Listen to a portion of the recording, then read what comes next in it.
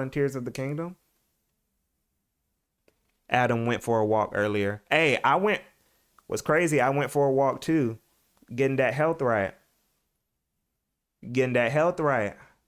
You need them walks. You need them walks, man. But I love Majora's Mask.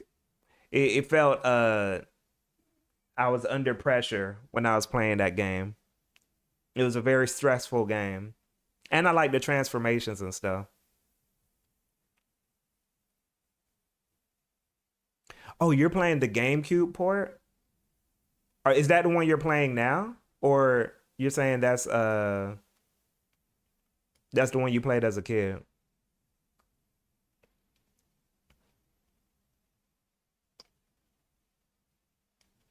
I'm chilling. Real talk, I feel like gaming has been kind of the same as teenage years. It's because high school, a lot of the times I was not coming home until 8 because of after school programs. Yeah. Yeah. Oh, you're playing. You know what's crazy? Red Riot, the GameCube port, the one that came in that collector's edition for Zelda. That was when I first played Majora's Mask also.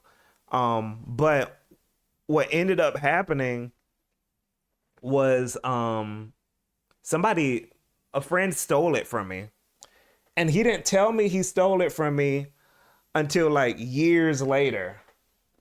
You know? Years later he told me like, "Yeah, I stole that game from you."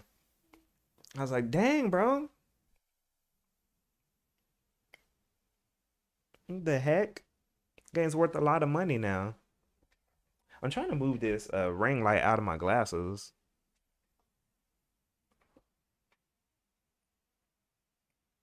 Might be of no use. Yeah, Kiru say what up? Hey, Kiru say what up, man? I ain't seen you in a bit. I ain't seen you in a bit, man. How you living? A friend stole Twilight Princess from you. Yeah, like the amount of games you get stolen from you as a kid is just it's annoying, man. Even with responsibilities, editing, streaming, family, I feel like as I've gotten older though, certain things give me a tick faster because I know it can be used as padding out the game. Oh yeah, I feel you, yeah, yeah. Hey, that's good, Kiruse. That's good. Good to hear you're doing good.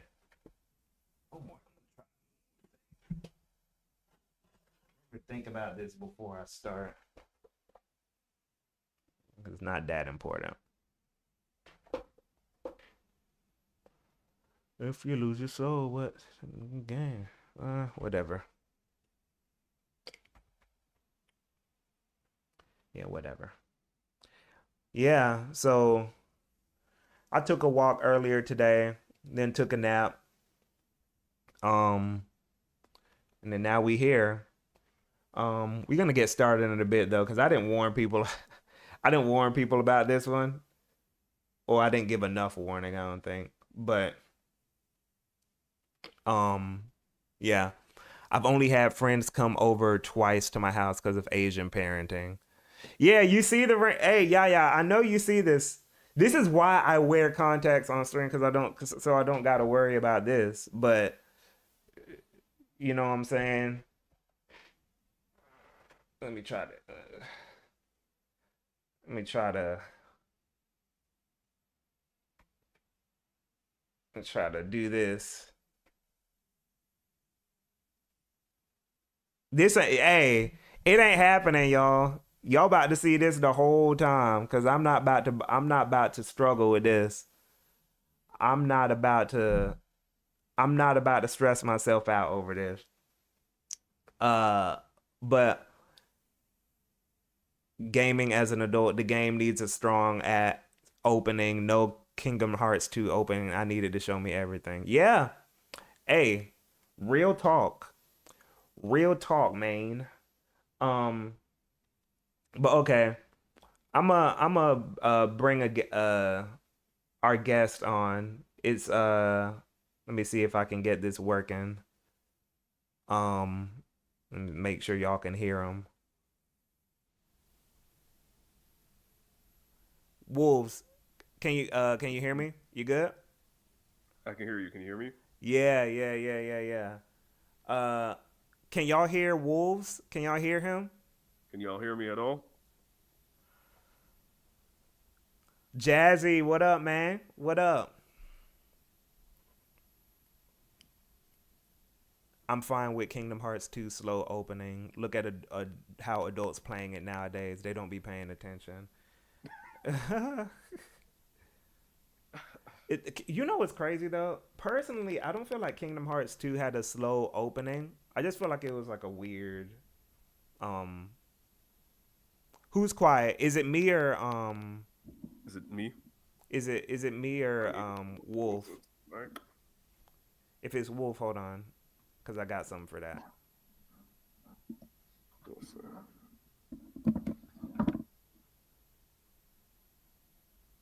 Okay, how is he now? Okay. All right, we're good. I think I You had to good? yeah, I turned up the desktop audio. Okay. Um but yeah, how you doing, man? I'm doing well. I'm doing well. How are you? How are you? And thank you for having me. I appreciate that. I turned him up slightly. Yeah, yeah. Um I'm gonna give him a little one more boost. I'm gonna give him one more tiny boost. Say something again. Check, check. Yeah, I think you're good. I think you're good. But how you doing, man? How you living? I'm living good. I can't complain too hard. It's been a decent week compared to other weeks. Yeah, yeah. So, I hit you up because I wanted to talk to you about the complications of gaming as an adult, because that's just something that's been on my mind lately, and I've been meaning to talk to you in general and all that. So, yeah. Um, First of all, um, I'll ask you this first. Do you find, just a general question, and then we'll kind of get into the meat of the conversation, like, you personally, do you find gaming as an adult like more fulfilling or less fulfilling compared to like your childhood? I would say more fulfilling, actually. I Okay. feel that I feel like I've carved out a space for it to be more fulfilling compared to like sometimes you feel like a scattershot when you're younger, where you're literally everywhere, but you're not really making sense of what's happening. I feel Yeah. like now I have a better sense of both like what am I actually liking from the experience because I think that's been mainly it. Sometimes you play something as a child, you're like, this is cool, but it just wipes away from your mind. But it was just like you had a video game as a child, and that's great. I feel Yeah. like now if a game is something I like, it leaves a deeper impression. Oh, so you're saying like as a kid, you're kind of just like not fully taking in the Yeah, experience. You're kind of just playing. Yeah, yeah, I can agree with that. Um, and that's kind of the interesting part about all this is that um, as I get older, I think about how I'll sometimes complain about like not having as much time to game or right. uh, not I don't know not really sometimes being not being in the mood or being too tired or whatever, and but then I'll think about how the way when I am gaming as an adult now, I feel like I'm actually engaging with things on a deeper level than I did as a kid. But yeah, Yeah, or yeah, you even go on. seeing it better, right? Like you Yeah, have yeah, better language to provide of like, oh, this is what's happening to why you like it. yeah, 100%, 100%. So, okay, so let me get to the some of the aspects of like grown up gaming, that I feel like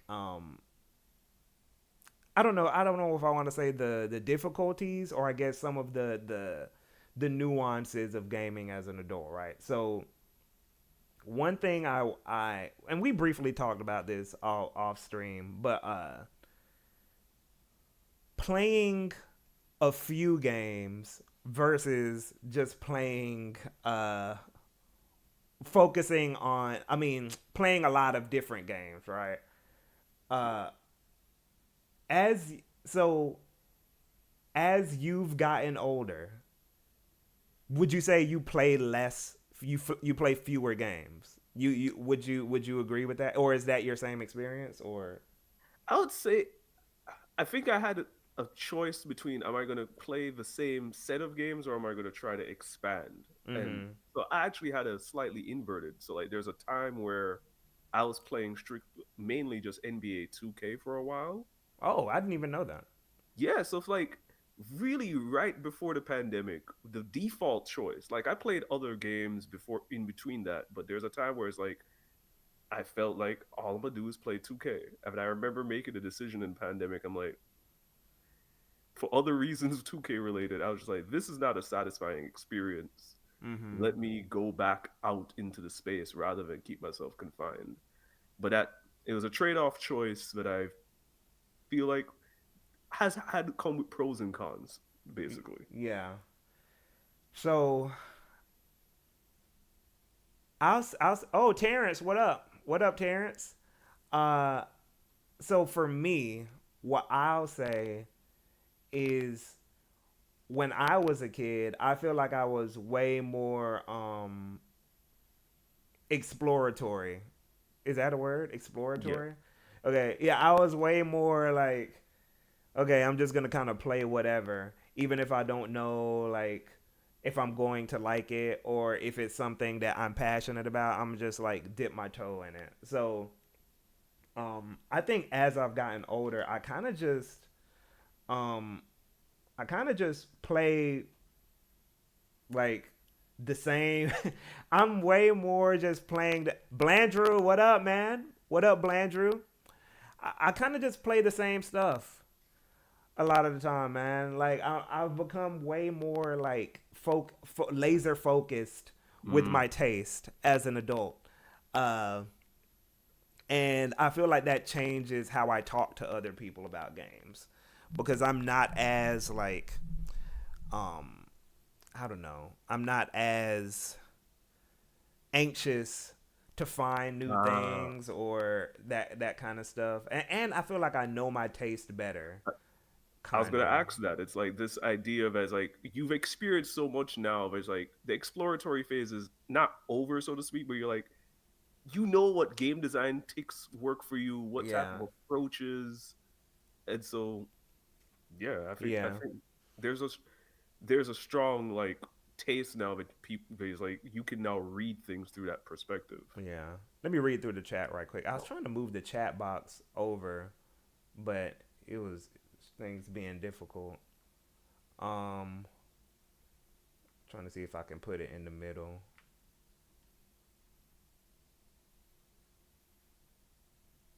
Yeah, yeah, this is fine. Uh, yeah, that's okay. That's okay. Um, but yeah, like that's kind of where I'm at with it now. Ooh, that's funny. That's kind of where I'm at with it now, where like it's just less exploratory. Let me read the chat. I got get that with media literacy as a child. I remember watching movies where I only remember action scenes, then revisiting them grown up and actually appreciating them. Yep. The Switch honestly helped me expand my taste so much. It's crazy. Yeah, honestly, also yeah, handheld gaming in general kind of like is really clutch as an adult. You know, when your bones, your bones just start kind of getting a bit less. Um, what's the word? They just become a bit more fragile, so you don't feel like sitting up for as long.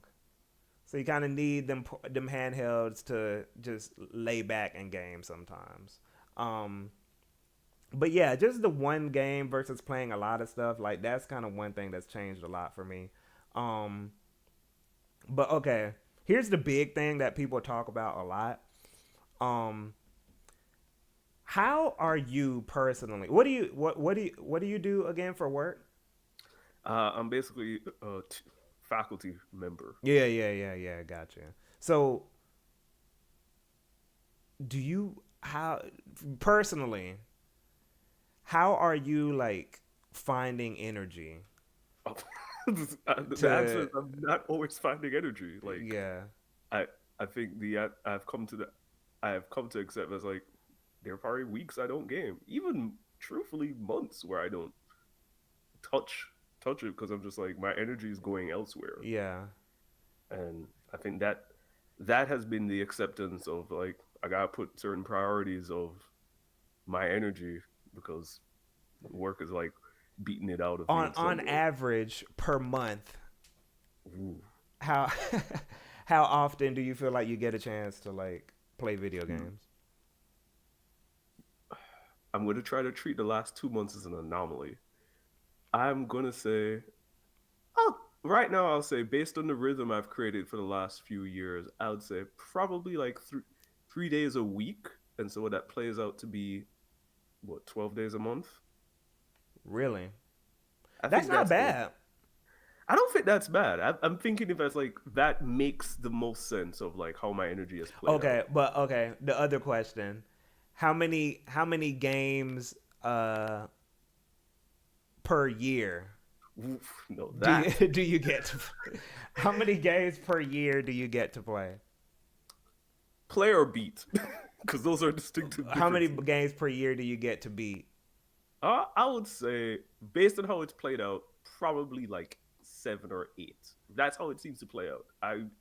I will do for me personally. What I do is like I tend to find a lot of shorter games in between my RPGs, Yeah. and that kind of like is the trade off of like I'm doing this big RPG, but I'll play a beat 'em up that's like 2 hours, and Mm-hmm. just kind of like make that the balance because I'm like there's not many 10, 12 hour games I play in between. So it's usually this is a 40-hour experience or this is a tight 10-hour experience. Wait, so you play mostly RPGs? Yes. So it'll be mainly some big RPG and then smaller games in between. Hmm.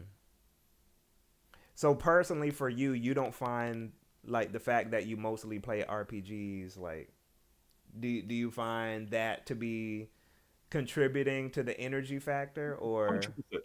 yeah. There have been many times, even for RPGs I like, where I reach a moment in time and I'm like, the fact that I know there's another 20 hours of this experience, even if I'm liking it, is just like I'm not touching this right now. Like if Yeah. I don't either if like if I know I'm in a place where I'm like this is gonna take another 20 hours and that feels like a grind, I'm gonna put that game down. Yeah.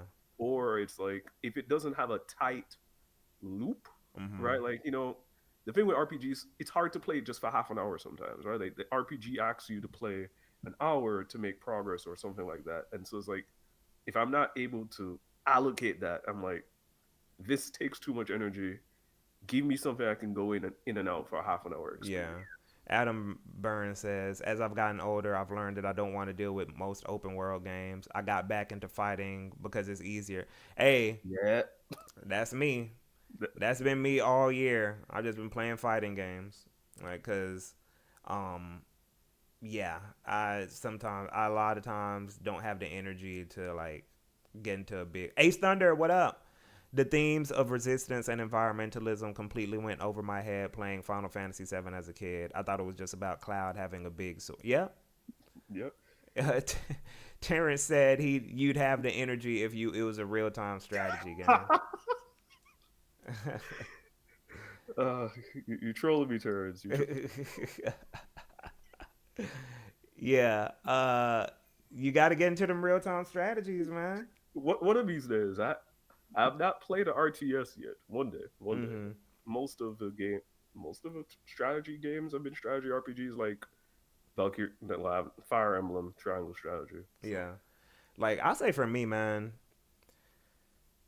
as far as my energy levels with gaming and stuff,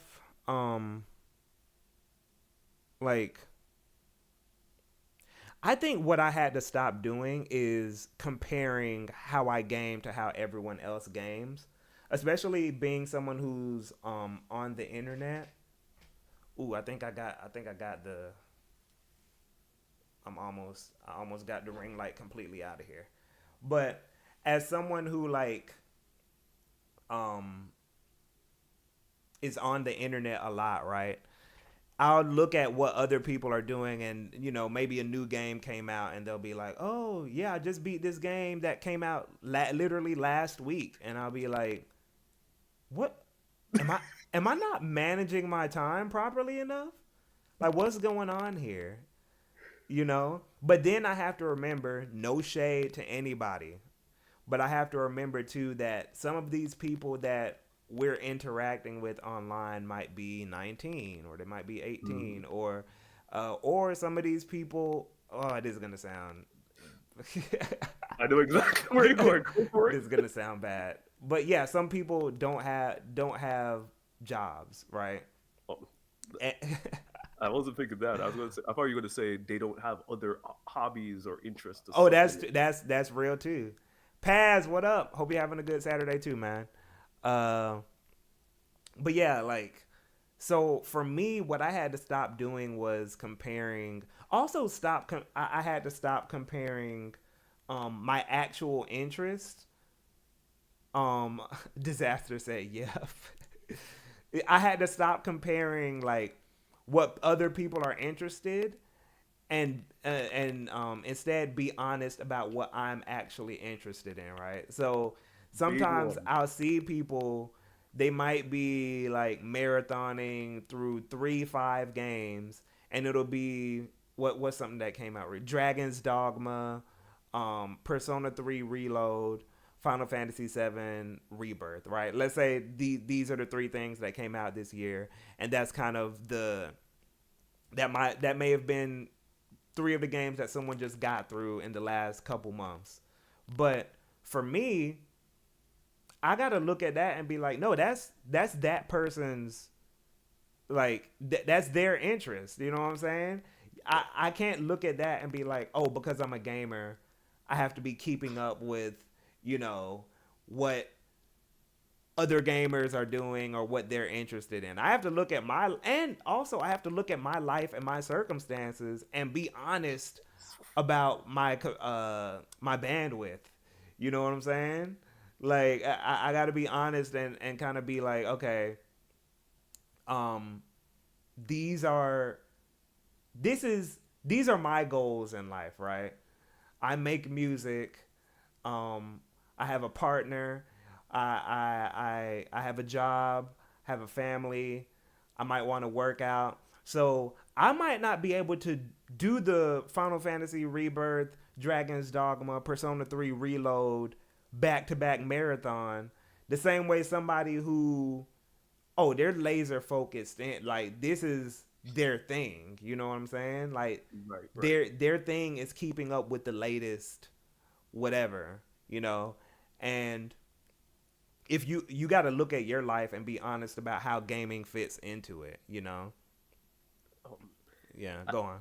and I think that ties to the whole thing about like being honest about the games that actually interest you, Yeah, right? Like you don't want to get stuck playing stuff because other people are playing it if you're not really that space. Like yeah, I have, I, I mentioned to you off stream, I have a couple of friends who are like, "Are you gonna play GTA 6?" I'm like, "No." Like yeah, I'm happy for everybody who wants to play that game. I'm sure it'll be a good game.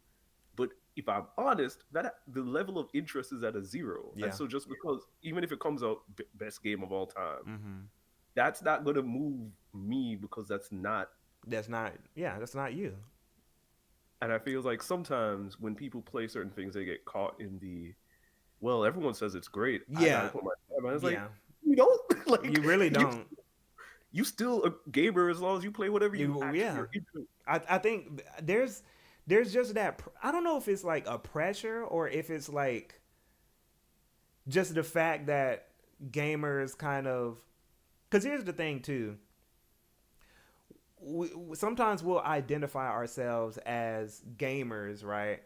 And because we're all identifying ourselves as that, we don't realize that like no, there's like subcategories of gamers.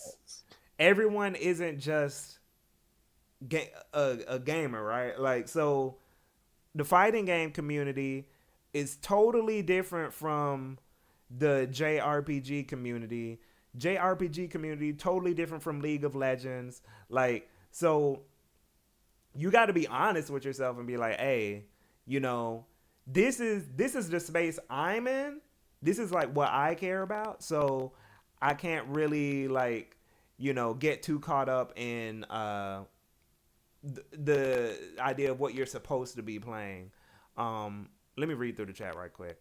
Um, Ace Thunder says streaming these games is a major source of income. You'll find the energy when you're making bank. Yeah, but you know what's crazy? You know what's crazy about that? I feel like don't even streamers don't play as many. I feel like people who don't stream kind of play more like games. I would agree. I feel like there are certain games that become viable to stream for financial things or Yeah, the cultural space that you probably don't get to play. yeah, yeah. Kira say I forgot most game tweets I see that come from the same people who are swapping between different games quickly are content creators where their job is playing games. Yeah, journalists. You know. Mm-hmm. Mm, Paz says gaming has become so nuanced that there are subgenres of niche genres for sure, for sure. Um, so yeah, that's kind of my thing is just kind of being honest about like where you fit in and all that.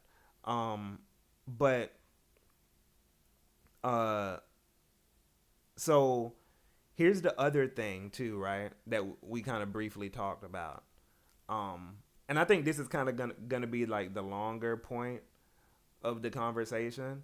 Um, for you, as gaming like has changed over time, right? Like the actual games that are coming out. Do you feel yourself um I don't know, becoming more or less enthusiastic about like the things that are coming out these days as an adult and comparing it to like how excited you were for things when you were younger? I would say I feel like this last year has proven to me I'm way more lukewarm than I thought I would be. Yeah. Right? Like the best metric I could use of like I haven't played Tears of the Kingdom yet, and I'm still interested. But I was like, it's Yeah. proven to me that I'm like I could let all of this go into like my own space. I'm like I'll get to it when I get to it. Yeah. Very few things feel pressing as like I need to play it upon release. Yeah. And so I'm like when I see an announcement, I get excited. I like to let myself feel it, but it's there's a time where I feel like probably a few years ago where I'm like, if I was excited about a game, I knew I was going to get it day one. I knew it was going to play into my rotation really quickly. Mhm. Now it's that I'm interested, I'm gonna follow it, but it's on my radar. And if it doesn't, the way I look at it is like, if it doesn't fit into my life at that time period, I probably won't get it for a while. Yeah. Yeah. Because I feel like that's been the thing I've had to be honest about myself too. It's like I want to buy this game, I want to play this game, but is Mhm. my time going to have space for that game to enter? Yeah. And if it's not, then why would I? Unless I know it's going to be the super niche game that goes out of print in a year and all of that, Mhm. why am What I? Oh, go for what it. was your game of the year last year? Oh, that's a good question. Right now, I think the best game I played last year might have been Control, and that's what a game that came out in 2018. Interesting. So that Yeah, was but you didn't have like a 2023 game of the year. I don't know if I bought any games last year, and I intended to. I just had to be honest. I'm like, I'm gonna knock out a bunch of old stuff, Man. right? Like it was Man, yeah. like between that and then I had. This is actually the full thing. Last year, I had because I was working on my dissertation. Mhm. I had to also decide that I can't have anything impede that. I had to be able to say, if I'm going to play stuff, it has to be super short so I can go back to the thing I have to like Yeah. really be committed to. Yeah.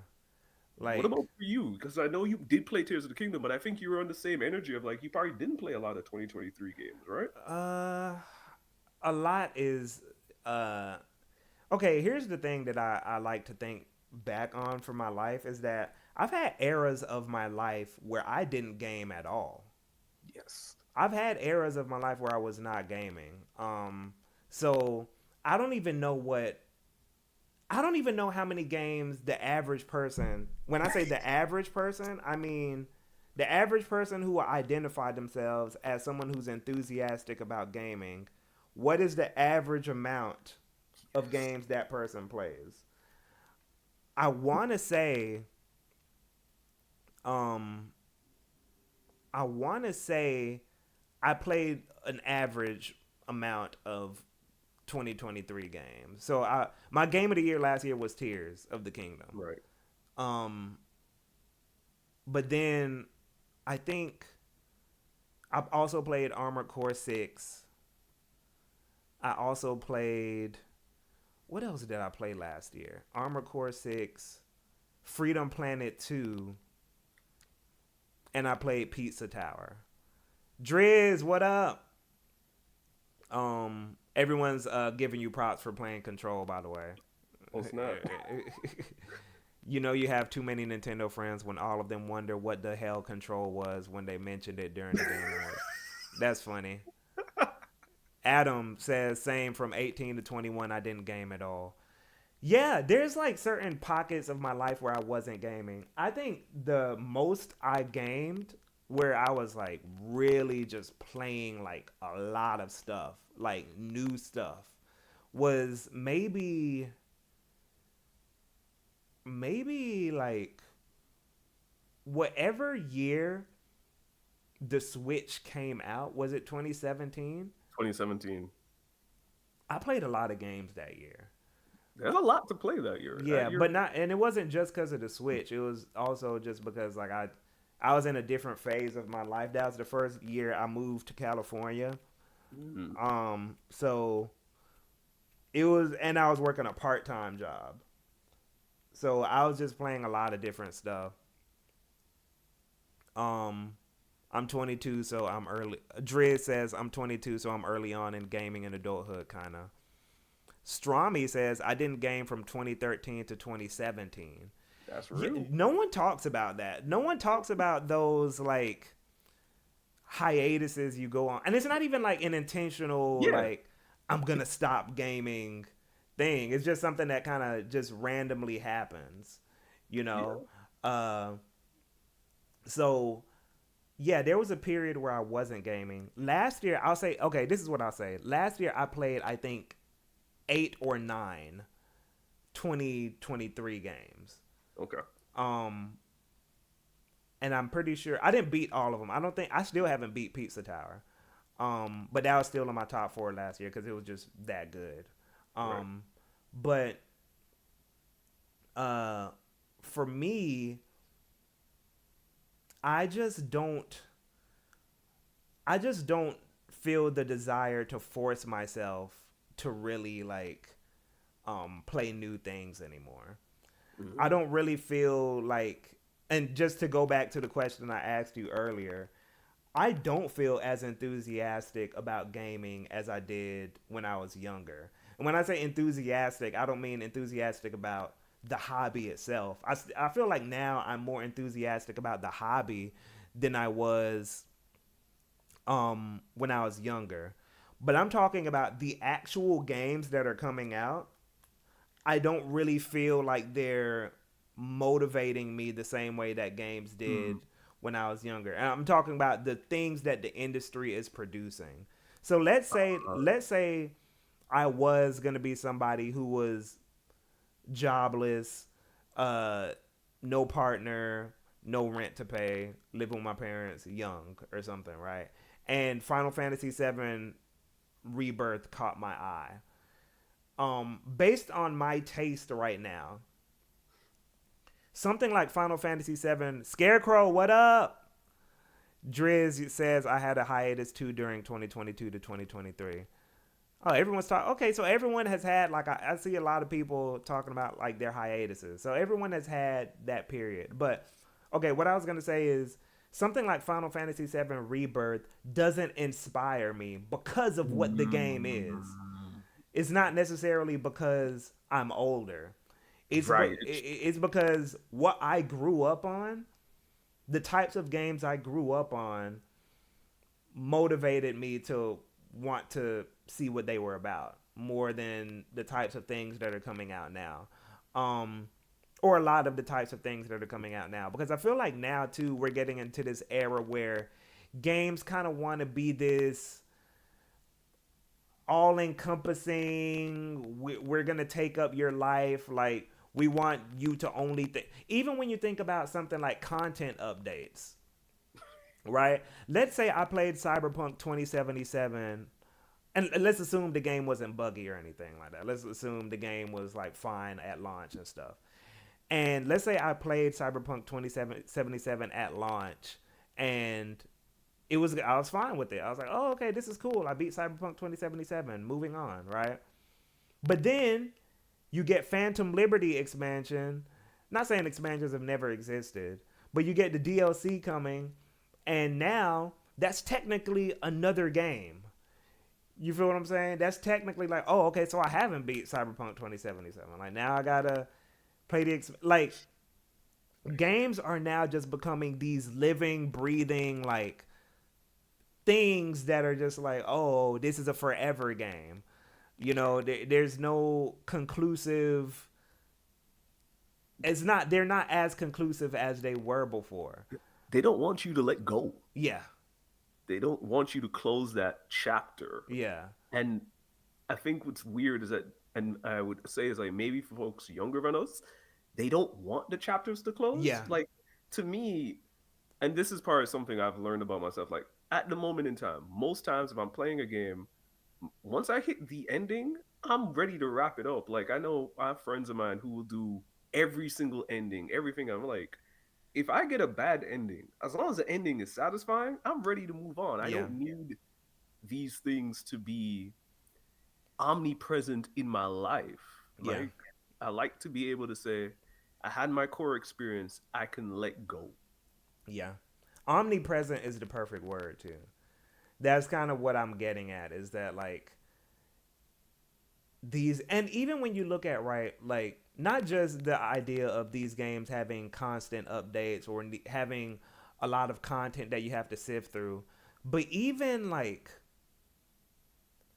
just what these games require of you now sometimes is just really like, oh man, I don't know if I want to go on this journey where I don't know if I want this big like, even okay, let's even look at multiplayer games, right? Even multiplayer games now are these things where it's like, okay, daily passes, battle passes, log in once a day, so you can, get the costumes and participate in this thing and da da da da. And I'm like, okay, I don't this was not the case Yep. when I was younger. These aren't the types of things that were coming out. Let me read through the chat right quick. Carol, what up? Yeah, it honestly annoys me that everything has either DLC, a bunch of post game, or both. Can't games just end? Yeah, that changes things. Scarecrow, they have their faults, but Nintendo is one of the last bastions of games that don't get too many updates and upgrades. Yeah, but even They, there, and they get slandered for it sometimes with Animal Crossing being an example. yeah, yeah, it's weird. We're in a different time. And Scarecrow says it depends on which dial 8220. What up? And he says they making job games now. that's but that's real. They're making games feel like, oh, we want to be your life. You know what I'm saying? And I don't know if I want that. When you think back on how games used to be made, because games were still kind of connected to the arcade, Mm-hmm. right? You had these more quicker, get to the point, shorter experiences. So even like, not even talking about content and length, but even just the way games like um what's the word, the game, the way games kind of Designed almost. the way they kind of start, or the way, like, okay, so games now, right, they might have like a long introduction, a long tutorial or something like that at the beginning. There's a lot of games where people are like, "Oh yeah, just wait till the after the first hour," like da, da, da. But if you play Sin and Punishment, I know I keep bringing up this game. People are gonna be like, "Why does this dude keep bringing up Sin and Punishment?" But Iconic. when you press start on Sin and Punishment, and I almost want to pull this up on YouTube. When you press start on Sin and Punishment, the game just it just matter of fact, hold up. I need to find this. Hold up. Oh, you're off the screen. Hold on. I'm gonna find this so you can see, so y'all can see No, what I'm talking about. I With mean, if you're doing all the treasure, I mean, even Gunstar Heroes has that one title intro of it. There, you're in. you're in there, right? Like, hold on. Oh, okay, okay, okay. I'm gonna show this right quick, y'all. And Let me mute my mic. yeah, yeah, yeah. But let me show y'all this. Let me show y'all this just so y'all can see what I'm talking about.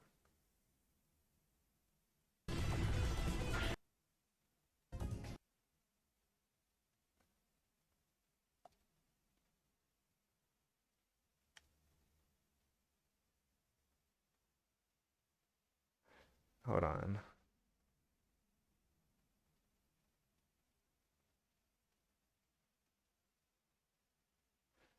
Hold up.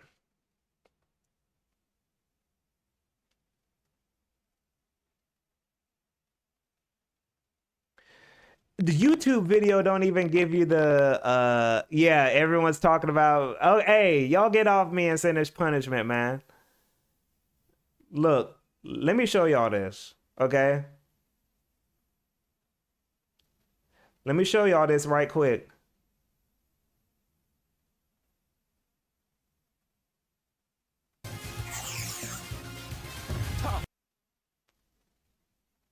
That's it.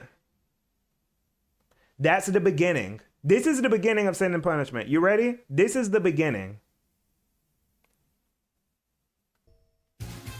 That's it.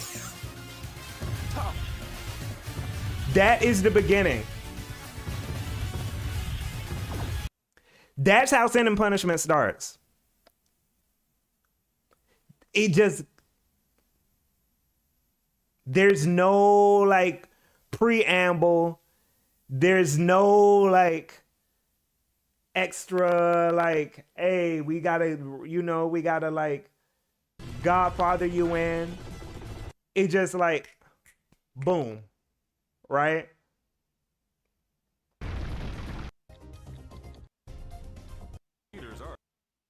Like that is gaming. You feel me? Yo, get okay, hold on. I'm gonna pull you back up. I just had to show that right quick. I just had to show that right quick. It just starts. You press start and then the level is just there. You can unmute your mic. Okay. Yeah, No, yeah, yeah, yeah, yeah. But I, like you're not wrong. A whole it bunch of just, stuff from that era that they cut through the noise. yes. It's just like I and I feel like because we're missing like those types of experiences, I don't feel as like enthused. I don't know, man. Mhm. I mean, I'll raise you one, and I'll see if you go with me here on this perspective. Because I'd Yeah. argue the, the things that are like quick and to the point. I'm thinking about like map design, right? Like, Hmm. so I'm thinking my brain is going when I play Mega Man X or Gunstar Heroes. They gave me 4 levels, 8 levels. I pick them, Yeah. and I'm seeing that for some folks, if you were to do that for a modern quote unquote big game, that would be seen as give me a map that makes me go in between the world. I'm like, no, let me go straight to the Yeah. level and not have this in between. element. Yeah. If you're just give me the level. Like Yep. I'm and maybe this is my little not anti Persona 5 perspective, but it's like playing Persona 5 made me feel like that world was so unnecessary. Yes. Yes.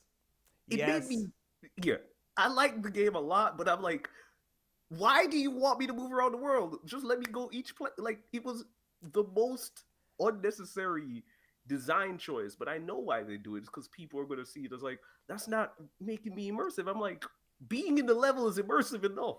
Yep. Yep. Like people, bro, bro. And look, I've talked. You know what's crazy? I've talked about this with Splatoon 2 and Splatoon 3 because Splatoon 2 had this expansion called Octo expansion, which I think is one of the greatest platformers ever created. But the level design in Octo expansion, you just select the level and then you go to it, right?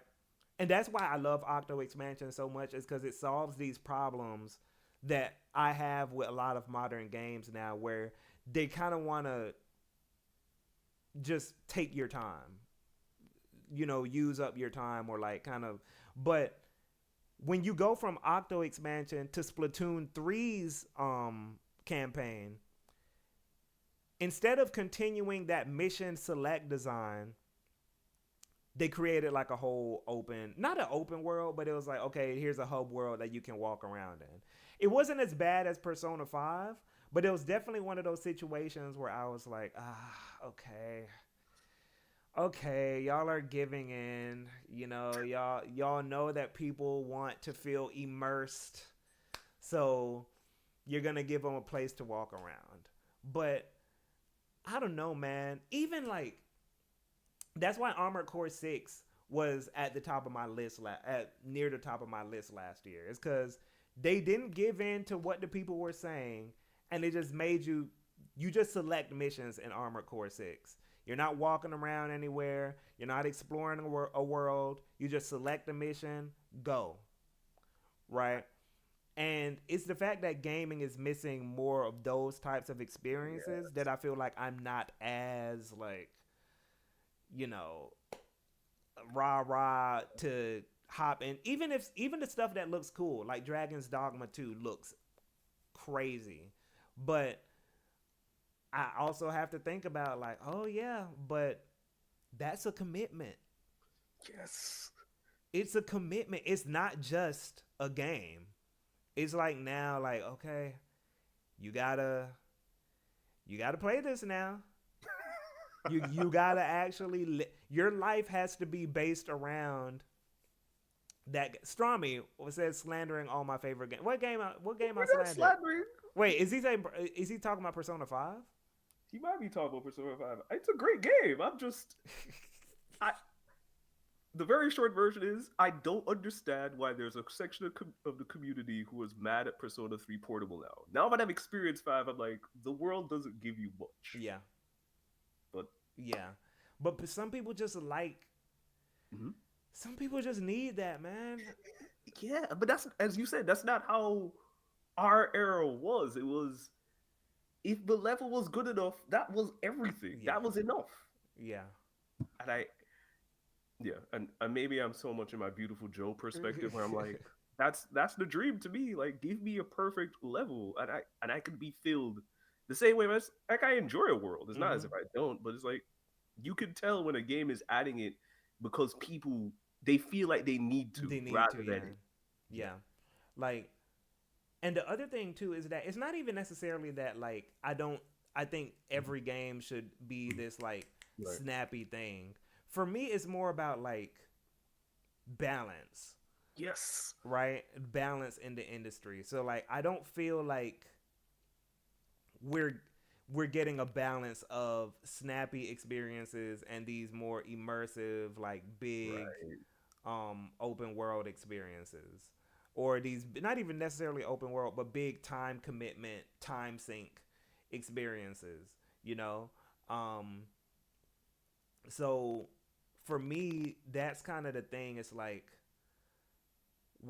why does everything, even when these three games that I named, Persona 3 Reload, Rebirth, and Dragon's Dogma 2, all of those games, none of those games are things you can just hop in and then just Mm, hop out. right.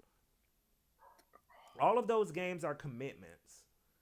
So if you're trying to even if you were trying to like keep up with the Joneses with gaming and stuff, um, how? Yes. How when there's no balance? Like I could understand if we were getting like the armor a good balance of like the Armored Core 6 type experiences and then the big, and here's the thing. I think the other flip side to it too is people will be like, okay, but indies, right? Um, but I feel like when you talk about indies, which I play a lot of those, right? Those games aren't necessarily games that, and I guess that's gonna circle back to our Yeah. initial point. These games aren't necessarily gonna be games where you're able to engage with the greater gaming Yeah. community at large, right? Um, That was one of your other points, right? Like yeah, sometimes when we do your gaming as adults, it's like how much of it is a connection to other people. yeah, yeah. Um, and I guess we can get into that point though, because that is kind of the interesting part of Mo. What up? What up, Mo?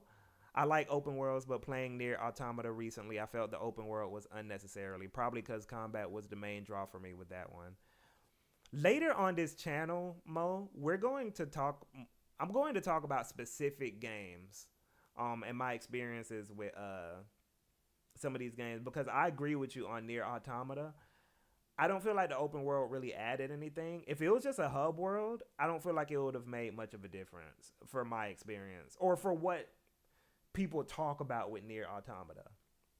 Nothing about the open world in near Automata is significant to what people discuss with that game.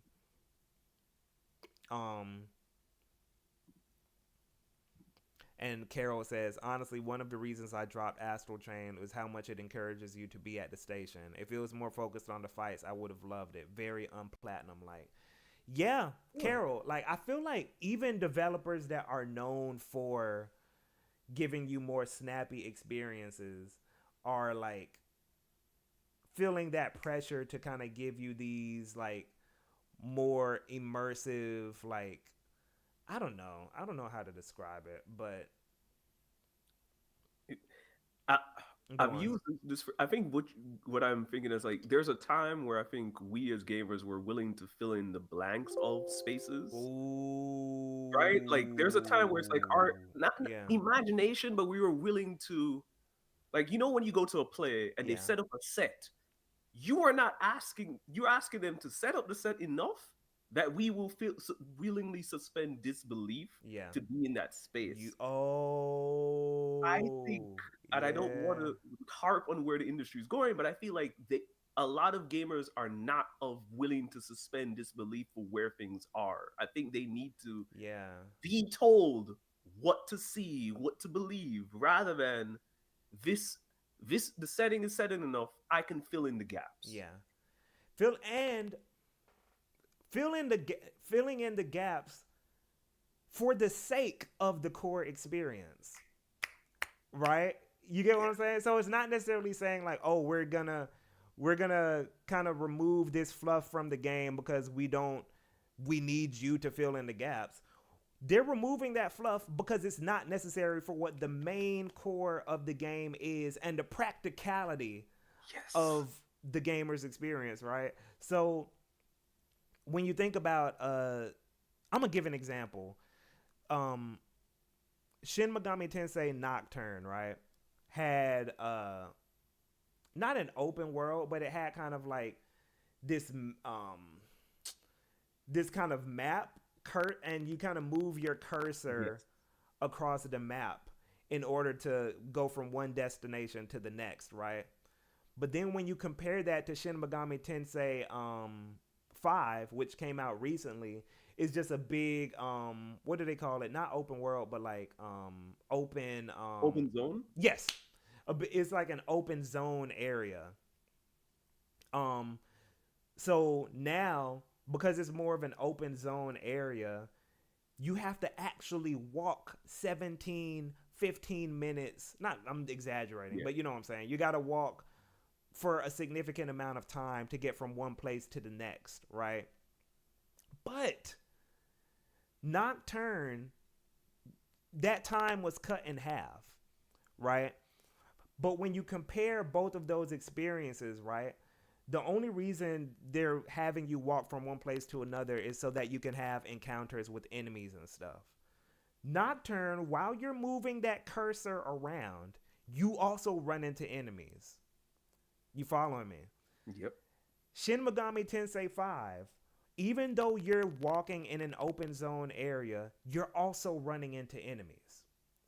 But you're just taking a longer amount of time to get from one place to the next. Just for the sake of them being able to say, you see this big world that you're walking around in, you see these big environments, you see da da da da. And it's like, okay, all I need to see is the general gist of where I'm at. Just show me that I'm in a desert, get the idea across, and then optimize the experience. So, Shin Megami Tensei Nocturne, right? It had a greater variety of environments than Shin Megami Tensei 5. Even though Shin Megami Tensei 5 is technically a bigger world. Because what Shin Megami Tensei Nocturne was focused on was getting you from point A to B.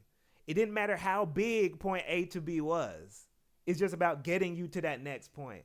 So I think to your point, the fact that they don't trust, I don't know if they don't trust or if they feel gamers really feel like they need you to fill in the blanks for everything, you know, for the sake of immersion or feeling like you're in this big world. I don't know.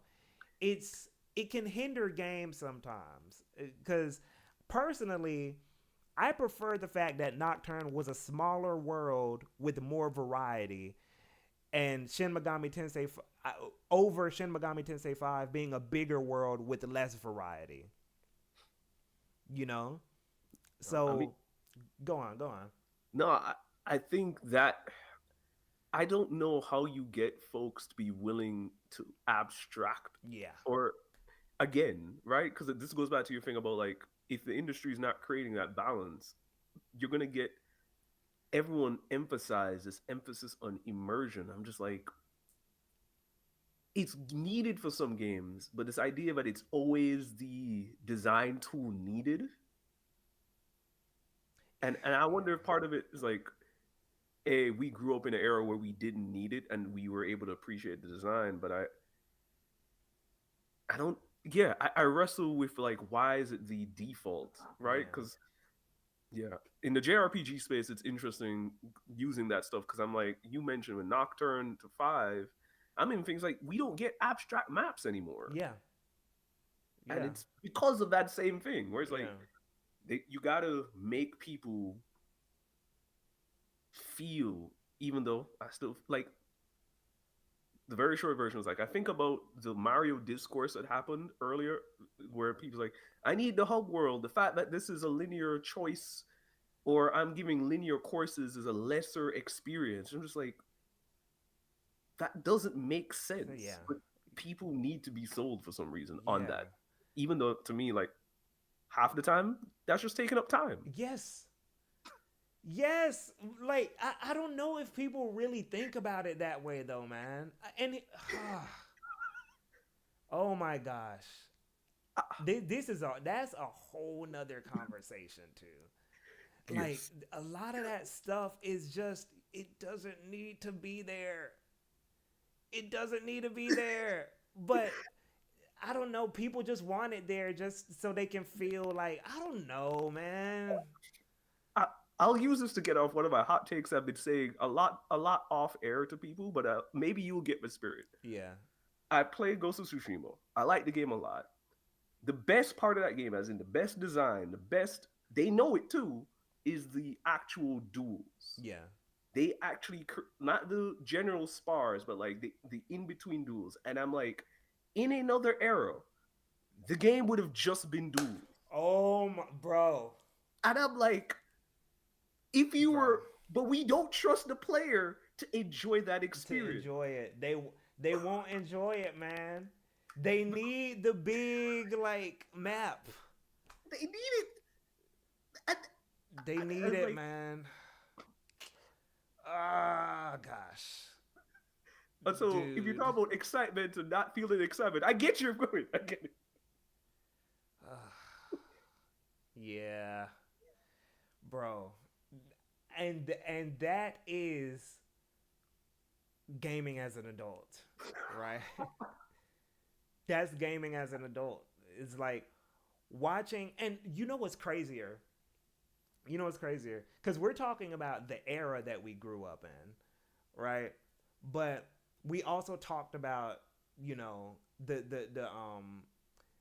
time commitment um aspect and like the life aspect of it, right? Uh, but dude, the frustrating thing about it is that you'll see people beg for these things like these unnecessary hub worlds or these big open worlds or these time sink grindy side, and then you know that this person might be 23, 24, and you know that, bruh, in 7, 8 years you're gonna be wishing you didn't ask for that. That's the thing. That's the frustrating part about it. It's like I know you're not gonna like this. In 7 to 8 years, you're going to be like, why was I asking for more pointless content and empty maps Yes. Yes. just so That. I can feel like my $70 was justified? I feel like $70 is more justified if the game is respecting my time and respecting my imagination as a player. Like, hey, we know that you're traveling from a grassland to a desert. We don't need to show you the entire, we don't need to give you the whole journey of literally traveling from a winterland to a desert. We can just add, like you said, make it abstract and, you know, you select it or something, or a smaller hub or something. Go on, yeah. I would say like right now my favorite approach has been what Kirby recently has done, Mm-hmm. where it's like they made the worlds bigger, so to speak, but it's like you're still just abstract. You're on the star. You just drag your cursor to where you need to go, but it looks like a big space. Yeah, And then do little small things of like this little level opened up, and it's enough to feel like, oh, the level select isn't linear, it's evolving, but it's not really evolving, but it's yeah, enough to like give you the illusion of growth. yes, yes. And I wish developers would, I don't know, give us more just illusions. Yes. Just give us more illusions so that like the actual experience can be fun in practice, not in theory. You know, like in theory it should be fun for you to like have these like time wasting elements and you know, but yeah, the aspect of gaming where like trends change as you get older is kind of, I don't know, it's frustrating. And it reminds me of like my relationship with anime too. Because I like to say I'm an anime watcher, but I don't watch, I whenever I say I watch anime, I'm talking about the type of stuff I grew up on. I'm Mm. not talking about whatever is coming out now, you know, or the types of things that are coming out. I'm not even saying all anime that comes out now is bad. Right, but it's like what you are watching is a specific It's a, yes, thing. it's a specific thing, you know, and that's the same with gaming. It's like I grew up on a specific thing, and to watch times change, it's not necessarily always bad. Some things are improving, but then other things that I used to love are now just like, oh, that's not selling anymore. So you can't. We're not. You're not gonna get that. We're not making that anymore. So you Yeah. know, but that going to the next point that I kind of wanted to talk to you about too was, I guess, the community aspect of game. Hold on, real quick. Hold on. The community aspect of gaming, um, and how like, and how that kind of like changes as you get older. Yes. Um, so for you, do you have friends that game like in real life? In real life, no, and I've kind of had to like just accept that part of my gaming. Like it's become, if it isn't online, it is a solitary experience. Yeah. Um. Oh, hold on. Let me read the Mm-hmm. chat. I just realized what you two said. Every time I always hear game devs doing open world saying they're immersive, and I'm like, why not just do immersive sim? Like, Mm-hmm. oh yeah, yeah, yeah, yep. But I realized that genre isn't very profitable, even though it is very experimental.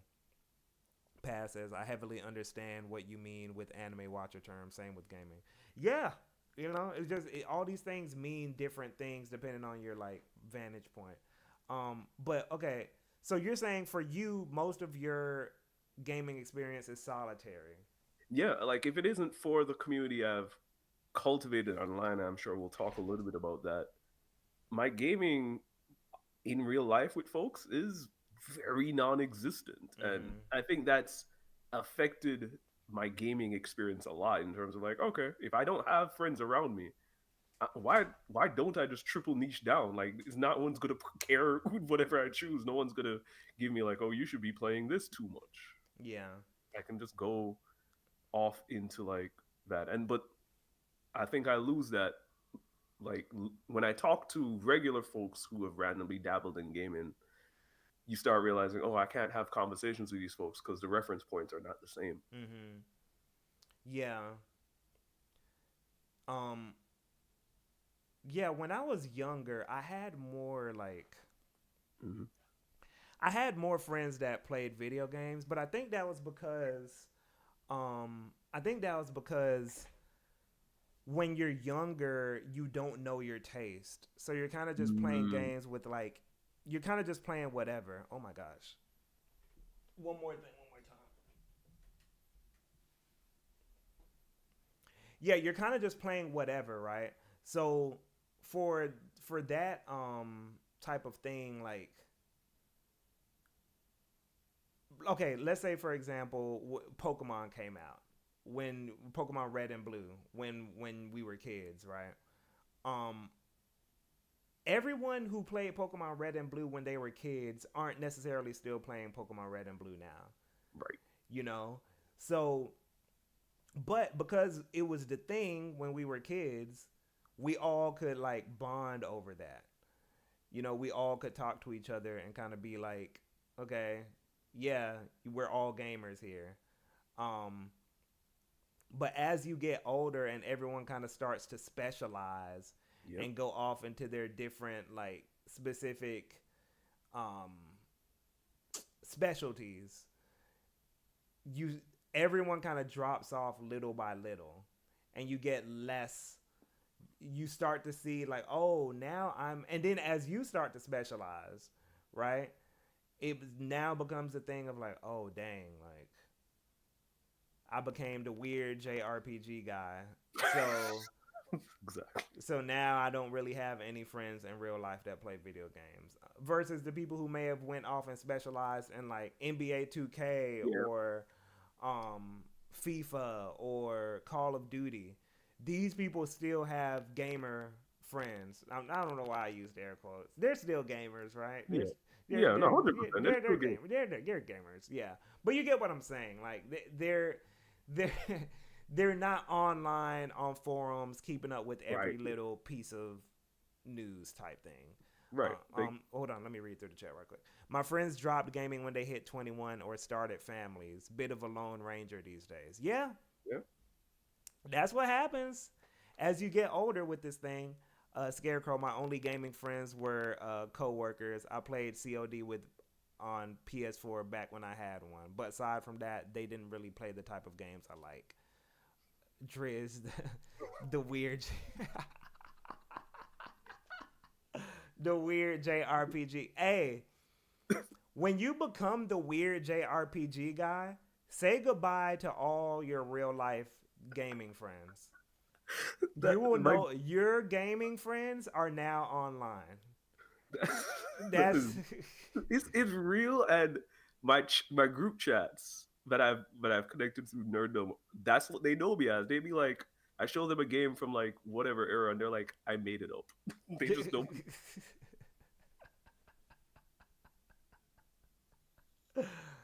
oh my gosh. Oh my god. Bro, that's what happens, man. As you get older, if you start getting into weird stuff, that's it, man. You just got to accept that your friend's about to be online, you know? But I I, don't know. Go I'm, on. I'm gonna ask you because I will say like FGC has this duality where it's like it's super specific, but Mhm. I'm like a Tekken, a Street Fighter has enough reach. So like, how do you feel it from like that Oh. community? Like, does that have, or is it only Mortal Kombat that has that casual element still? Um the FGC, yeah, I don't feel like the FGC necessarily interfaces with casual people for real. Okay, because that sounds like Street Fighter, Mortal Kombat are like names that Mhm. that regular people know, but I don't really know if they come back at all. Yeah, these people. Okay, so the people that play Mortal Kombat casually, they Mhm. play it for that first. Um, they play it for that first week, and then that's it. Okay, okay. You see what I'm saying? Mhm. So these people aren't necessarily like FGC people that you can talk about fighting games with. Okay. Allie, what up? What up, Allie? Um, but yeah, these aren't people you can necessarily like talk about the game with. They're just people Uh, that happen to play the game. It's the okay. difference between someone who like um who just plays who knows about Pokemon. They're just like, oh yeah, I played Pokemon. Like I know about Pikachu and da da da. And then people who play Pokemon and Right. they're real serious about the Pokedex and EVs and IVs and all that kind The of stuff. Like breed they got five IV bred Pokemon for yeah, so um as you get older, man, like let me ask you this then, because I think we kind of get the gist of sure. like how your social circle changes as you age with gaming, right? Right. So do you like the fact that you're isolated with your hobby, or do you like it, do you dislike it, or are you kind of ambivalent about it? I think given where I'm located now, I'll say I'll dislike it. I think if I was in a different social scenario, I Yeah, wouldn't really care. yeah. I'd be just like, It's similar to how I feel about music, where I'm like, I don't really care that my music taste has gone off the rails for most people. Like that much, I'm just like, that's regular. I think with games, because I think I have a couple of folks who are a little bit more casual with it, and I was just like, man, it would be nice for us to connect, but I don't really like. I have an older brother who got a Switch, and so he started telling me about the Zelda playing, and I was like, oh, great, we can have this conversation. But Mm-hmm. the thing I've learned, and it makes sense, he's slowly become the 2K guy on Switch, and so he Mm. keeps trying to get me to buy it every year. I was like, this would be cool, but I'm like, I do not want to be playing. I do not want to be playing 2K, and more importantly, the mode that he's trying to get me to play is exploitative financially. Like I don't like principle. I don't want to spend my money that way. Yeah. But it's like it'd be cool to connect with him in that space. And so it's like it's that tension of like, man, if I didn't care about this thing and was more willing to just play 2K just to play it, it might be just a nice more interaction. So I Mm-hmm. think I have a couple of scenarios like that, or even with like JRPGs, like it's. I think it's been nice to have conversations because I recently played Persona 5, and so folks know what that is. I can have conversations. Like I Mm-hmm. enjoy that. But the minute I know I go decide to go play Dragon Quest 2, as big as Dragon Quest is, it isn't that big. Yeah. Like the minute I start talking about Dragon Quest 2, nobody's gonna want to talk to me about it. I'm gonna be on my own. And I guess I like over talking with people. I like doing the excess. And so I'll probably be on some forum talking about it because I crave the conversation more than anything of like just thinking about it. So Yeah. I would say I'm disappointed in that sense. Disappointed from like my choices. And I was like, I'm glad I just choose the stuff I'm interested in. Yeah. Yeah. How about for you? For me, for me it's weird because I have a brother, Mhm. right? I also have, I want to say, the FGC is a little bit real lifey, you Okay. know? So the the FGC is like one of the few spaces where I can really, you know, still interact with people who are deep into my hobby, right? Hmm. But um even some people in the FGC are more hardcore than me, right? Right. Like some people in the FGC, like they when y'all think I only play King of Fighters, like there are people who really just every day grind, look up frame data, da da da. Da. That's not me. You know what I'm saying? Like I still, and I say I'm trying to say this respectfully. I'm just saying I still got other things I'm interested in that I'm like Hmm. engaging with.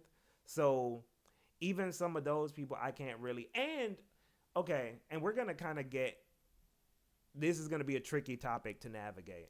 But as someone who does have Wild Style, what up, bro?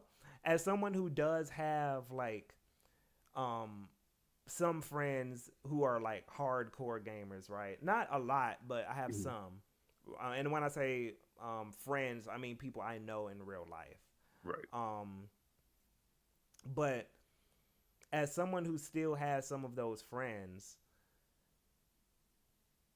um, okay, I'm gonna talk about two layers of it.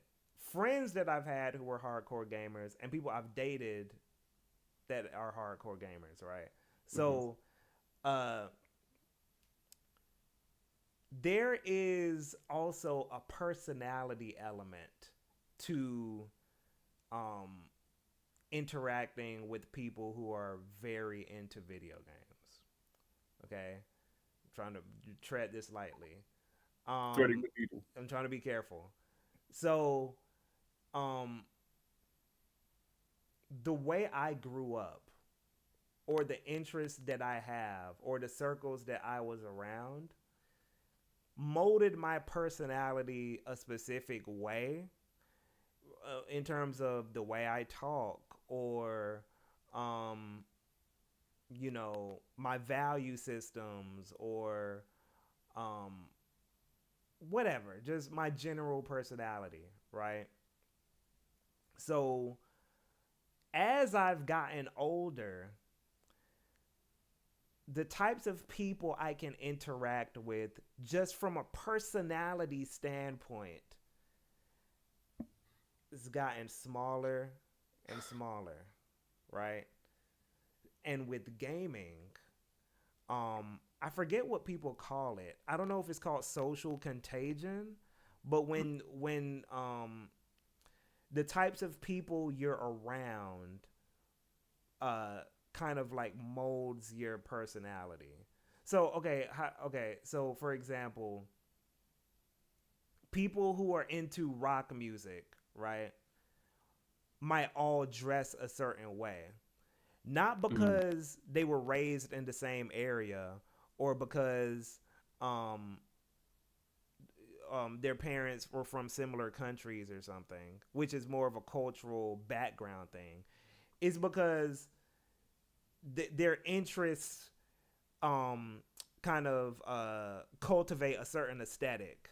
You Right. feel what I'm saying? So like That's why they all dress the same.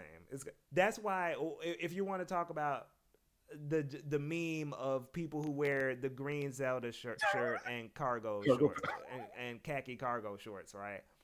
How did everyone across the globe, across races, across country lines, internationally decide on green Zelda shirt and khaki cargo shorts?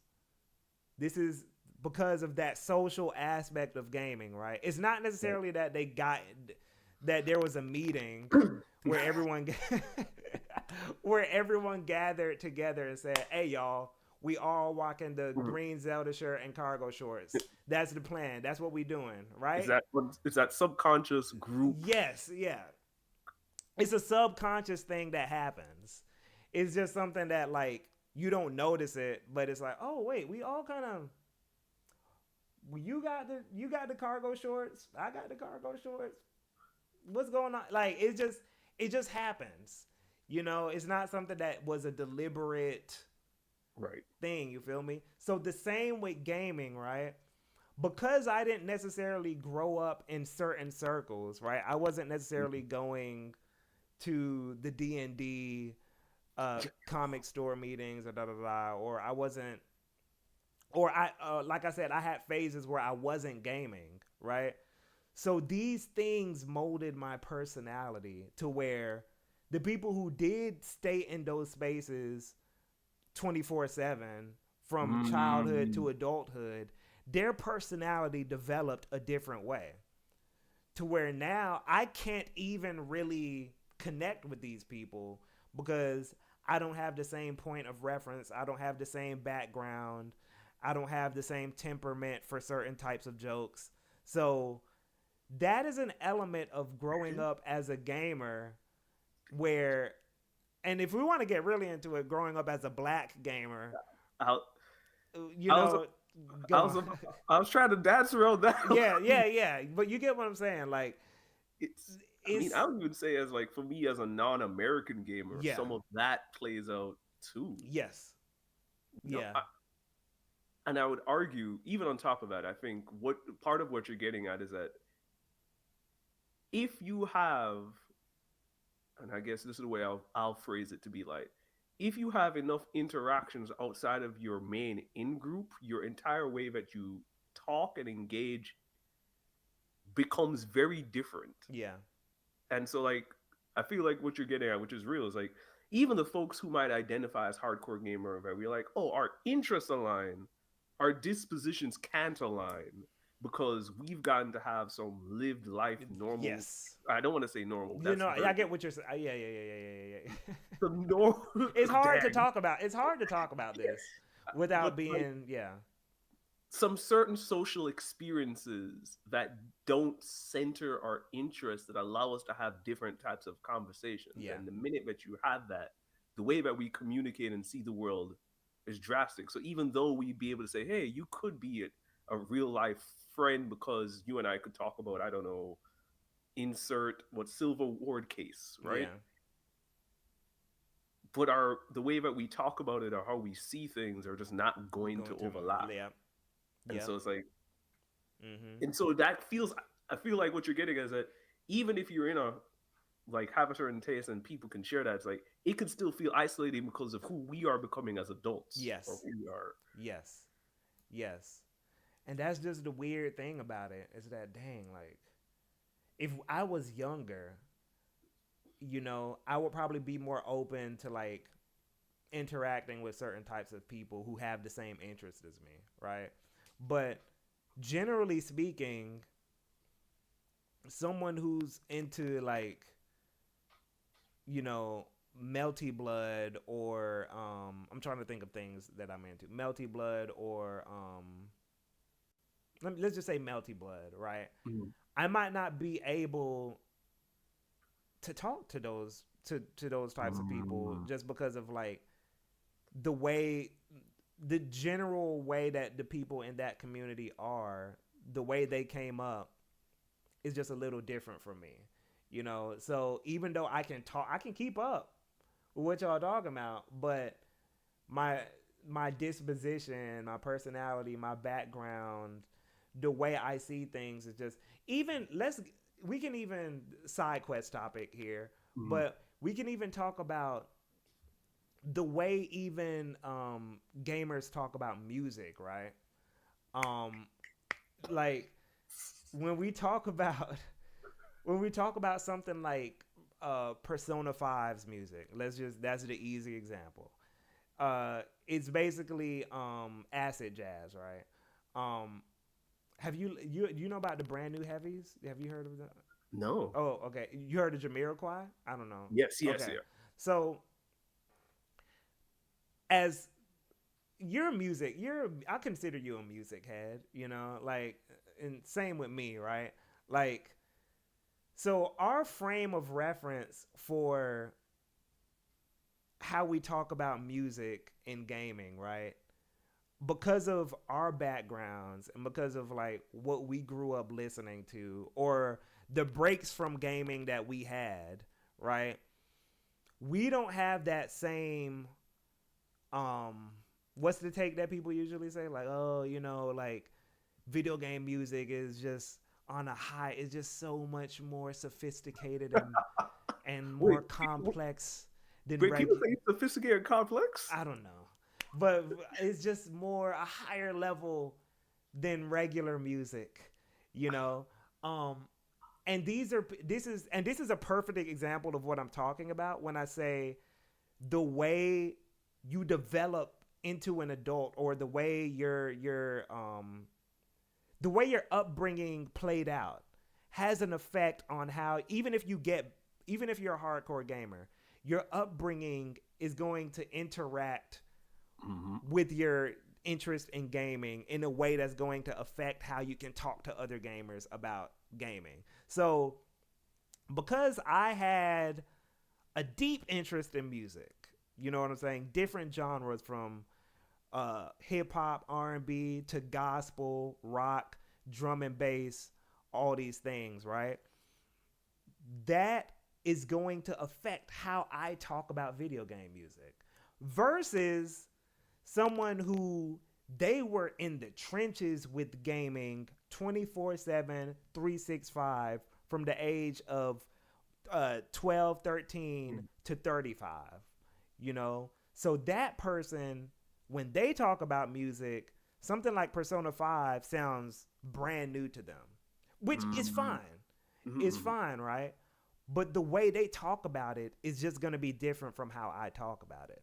I'm looking at Persona 5 and I'm like, oh, this is brand new heavies. This is like Mm. Jamiroquai. You're able This to is pull up all the what they were listening to while they're composing that. yes, you know, and the way I perceive that is just gonna. So if I get into these spaces with other gamers and they start talking about music, for example, I'm not necessarily in community with these people.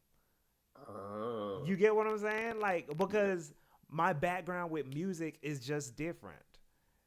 yeah. But they're coming at it from the perspective of like, you know, my only frame of reference is other game music. Whereas I'm coming from it from the perspective of like you said, I'm listening to the things that those composers are influenced by. Yeah. You In fact, know, I would even you said it on Twitter a few weeks ago, where it's like sometimes gamers get into the fact of like, oh, these composers are playing games and that's how they're inspired me. It's like, no, these composers probably don't even touch the game. They're just told what the general setting is, and then they go engage with the actual larger music society, and then they go create art. Like the that. people having the idea that game composers just sit and listen to game music all day is wild. That's just I'm not saying they don't listen to game music at all, Mhm. obviously, but Right. like these people are To people who build study music for real. They don't that. sit and just listen to the Mario soundtrack all day. They're listening to classical Beethoven. They're listening to R&B. They're listening to I remember I forgot who it was but they had a thread a while back where they were talking about like yeah, like A lot of anime in music uses gospel chords, Yeah, I and remember that too. they referenced "Never Would Have Made It" by Marvin Sapp, which which is a perfect example because I grew up on that song. I grew up in because I went to a Christian school. I grew up singing that song every morning for devotion. And those gospel chords that you hear on some of these anime intros and in a lot of video game music, that's what the composers are referencing. That's what they're referencing. You feel me? So to for people to say like, oh, like this that's a whole nother topic. Though I think it speaks so well to your thing about like what is your frame of reference to when we have these conversations, and like the way that we get to speak about it as adults, like that becomes its own Yeah. limiting experience. Yes.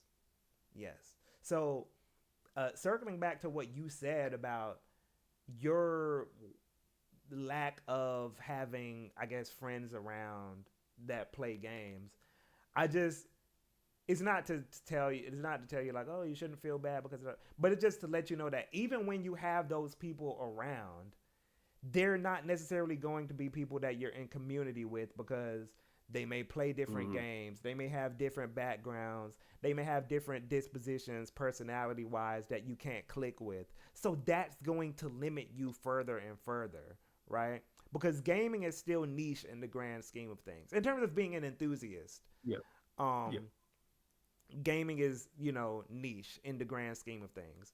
So your pool of people in terms of community is going to be smaller than something like even hip hop, right? Hip Mm-hmm. hop, it even though me and you are like Dusty Boom Bap, you know, Jay Dilla, Madlib, MF Doom, Most Def, even though we're from that school, right? Like we can still talk to people about we can still find people to talk about hip hop with Yes, generally in real life. We don't yes. we don't necessarily got to talk to them about like our conscious rap boom bap stuff, Right. right? We can engage. We can actually enter the space of that conversation of like whatever the field is to an extent. Yes, because hip hop is that big. Right. It's that big, you know. Whereas gaming, in terms of being an enthusiast for gaming, when you get like outside of like a couple things like Fortnite and sports games, You've already, yeah, it's only this many people to pull from. And then when that limited pool of people have homogenized yeah. or more homogenized personalities, then it gets even smaller.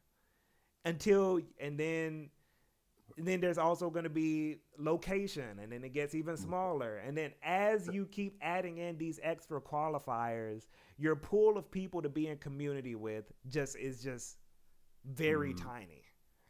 I, I'm.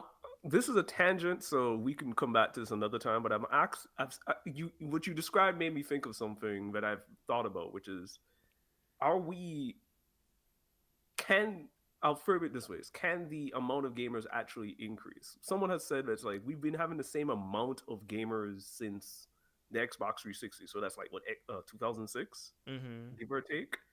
And so, like when you talk about this as a really niche community, like as much as we say games are selling more and so forth, I'm like we've been in community, give or take, people coming in and out of the community, it's still the roughly same amount. It's like, is this the we'll always be in this niche set overall? That's probably the better way I want to ask. If you feel that way in light of what you're sharing. Um, I would push back on one thing you just said. Okay. I think gaming has grown a little more slightly since Mhm. 2006. I'll say Okay. gaming the peak this is the year I always use as reference. Whenever Overwatch came out, I Yeah. think that was the last time we saw another a boost in. I don't know why that's the game I think of as like just the next, but I don't know. I think because I kind of associate that game with like the Patreon cosplayer streaming, that whole That's that wave. part is yeah. I see. So whenever Overwatch came out, I feel like that was the last time we saw another boost in like the because I don't know if this is like controversial, but I feel like more women game now. Oh, 100%. I don't.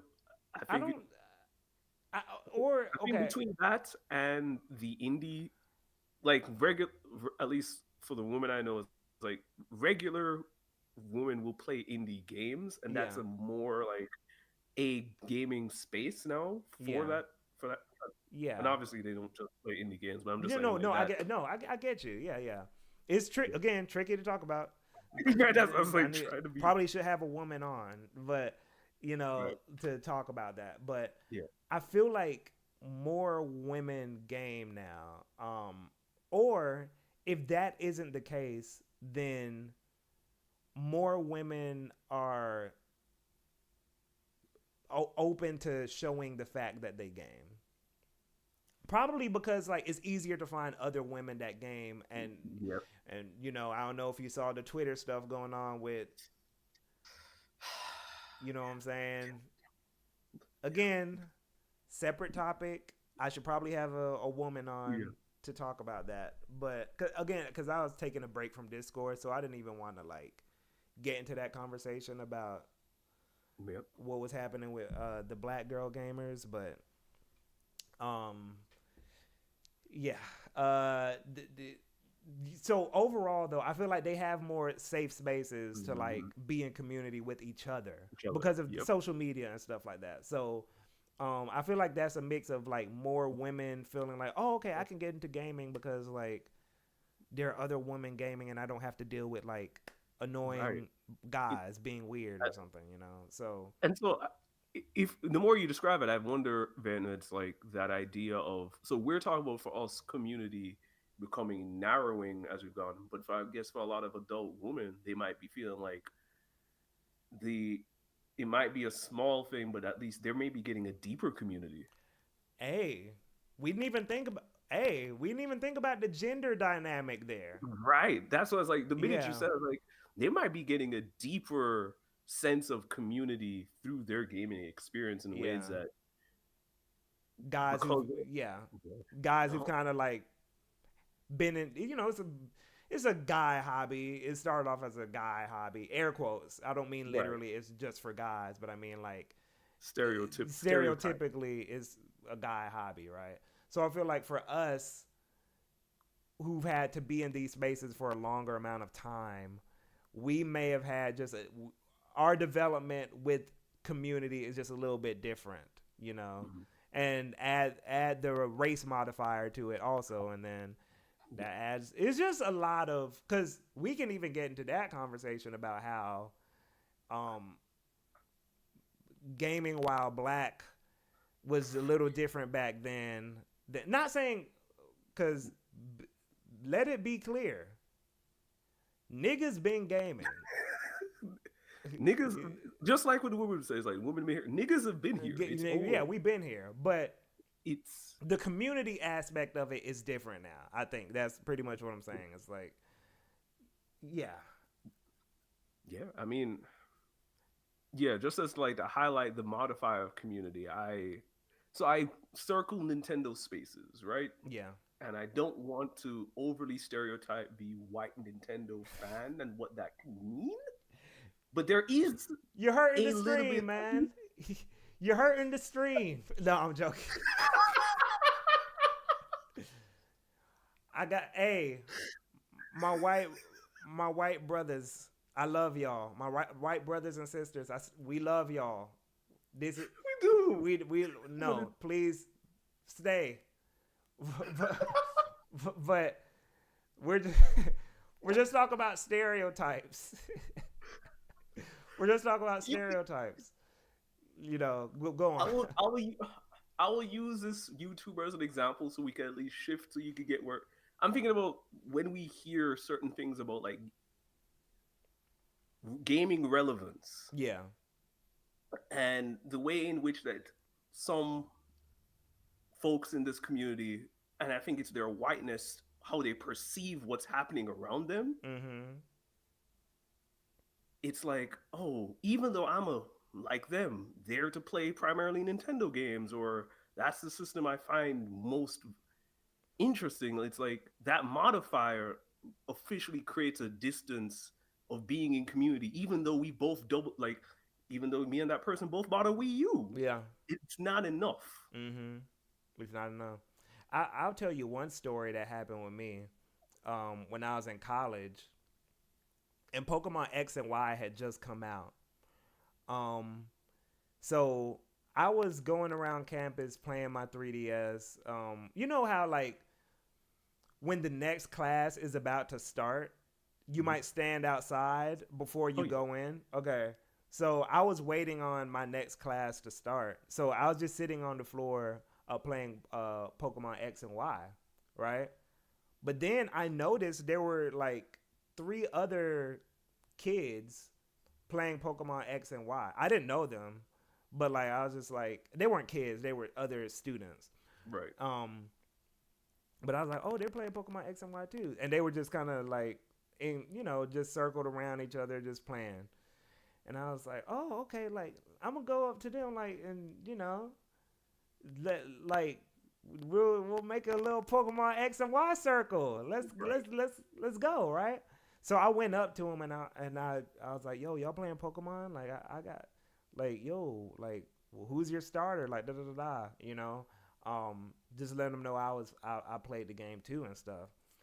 And then one of them looked at me, and by the way, all three of these people were white, you know, and one of them looked at me and they said, "Why don't you just go hang with the jocks or something?" Wow. And I was like, "What? What do you mean? What?" And I was like, "Okay, all right,"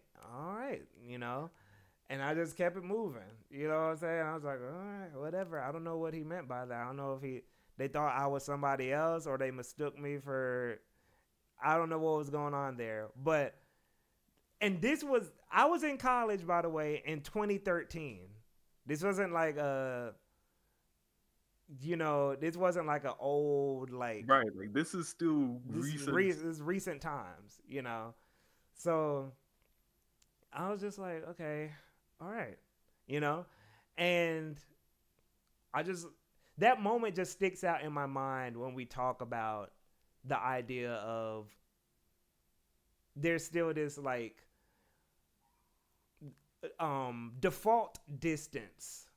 Yeah. No, I say default because it doesn't have to be there because like that's not my experience with like all white people. Yeah. I've definitely had great white gamer friends. I met some last weekend at even though fighting game community skews a little more black, but like Right. um but yeah, I've had great experiences, but by default there's still going to be that kind of thing of like are Yeah. you gonna are you gonna think that like I'm too cool for this space or like I mean this isn't somewhere I'm supposed. I've even had moments where like I could tell not just because of me. It's not even necessarily because I'm black, I think, but also because of again my background, how I talk, how I dress. They some people won't believe that like I'm really into something the way I'm into it. Like even in anime club, like someone would mention like an anime that wasn't like DBZ or something. Like let's say it's Steins Gate for Right. example, and then they might test me or something and be like, uh, "Wait, you don't watch just DBZ? You don't know about Steins Gate?" Like, like, and I'll be like, "Oh yeah, like episode 13, when Rentaro saw the blood on the ground and then he faked the ketchup and all that whole thing, right?" And they'll just be shocked, like, "Oh, I didn't know you could be into this and talk Mm-hmm. like you." Or dress like you, or also be into hip hop, or that kind of. So it's just a whole layer of stuff that comes with like having a different upbringing than the community at large might generally Yeah. have. Um, but yeah, those are some of my stories. You know, I live in the South, by the way. Uh, but No. I mean, as I said, like everything you say in terms of that is just that default distance, and I think innately that always makes us feel separate from gaming discourse in some way or form. yeah, You actually made me. I'm going to say this, and it's a workshop perspective, but now, so I used to say I didn't know what Gamergate was because I was too busy playing the Wii U, and so therefore that was no, because I was so distracted by the fact that we didn't have a lot, and so yeah. I was just in there. But now you've made me question if part of the reason why I was distant from that is because I'm a nigga, right? Like it's just, the dispositional difference is just I don't even know any black people in that space. And Gamergate 1 wasn't even like, I don't feel like there was a race element to like whatever they were talking about. I feel like they were more so talking about gender and stuff like that, I think. But still you didn't see many like niggas in that space that. because Yeah, it's just a different, right, we're worried about different stuff, you know. We're just right. not in that, like you said, we're not in that headspace. Let me read through the chat right quick. What did they mean by that? Kiruse says, can't imagine that at college these days. Paz, is it because of the way some people exude themselves that makes some fans not believe they're into a specific? Yeah, that is honestly a whole separate topic. If we want to talk about how different gaming communities have different personalities and different like things they can relate to, you know. Um so yeah, it's weird. It's not just, it can't just be we're both into Xenoblade, Yeah, so it's not as simple as that. I you'd be can be right. into Xenoblade as much as this guy, but we might not be able to talk about it because of how our personalities don't mesh or how our backgrounds don't mesh, you know. So even, and I didn't even talk about the dating aspect. Right, you were going to, yeah. Yeah, because I've dated women that were into gaming, right?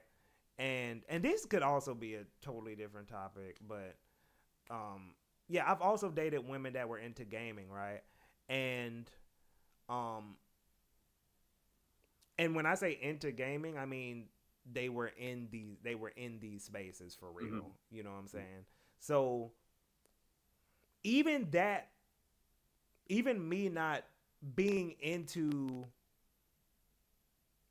me not being into the personality aspect of the gaming culture that they were caused like some level of disconnect. You feel what I'm saying? Mm, You know, so it was like they were into the meme references and like, you know, talking to certain types of people and um keeping up with that whole thing. You know what I'm saying? It's right, like right, right. I didn't have that background, so like even though me and this girl were both into gaming, we didn't we didn't really connect on that. Matter of fact, we barely talked about it because it was like Mhm. the way me and her related on it was so different that there was nothing to really talk But about related to gaming. It was just like, okay, like, it's almost as if you didn't share the same hobby. yes, it's almost like we don't even have the same hobby.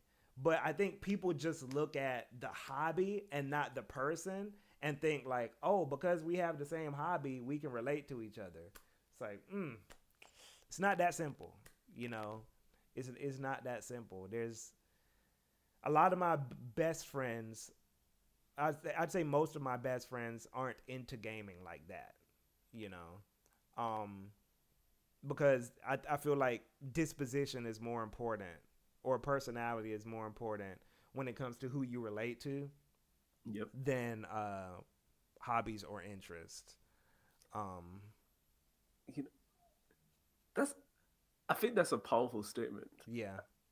I only say that so much. I guess I'll say it out loud.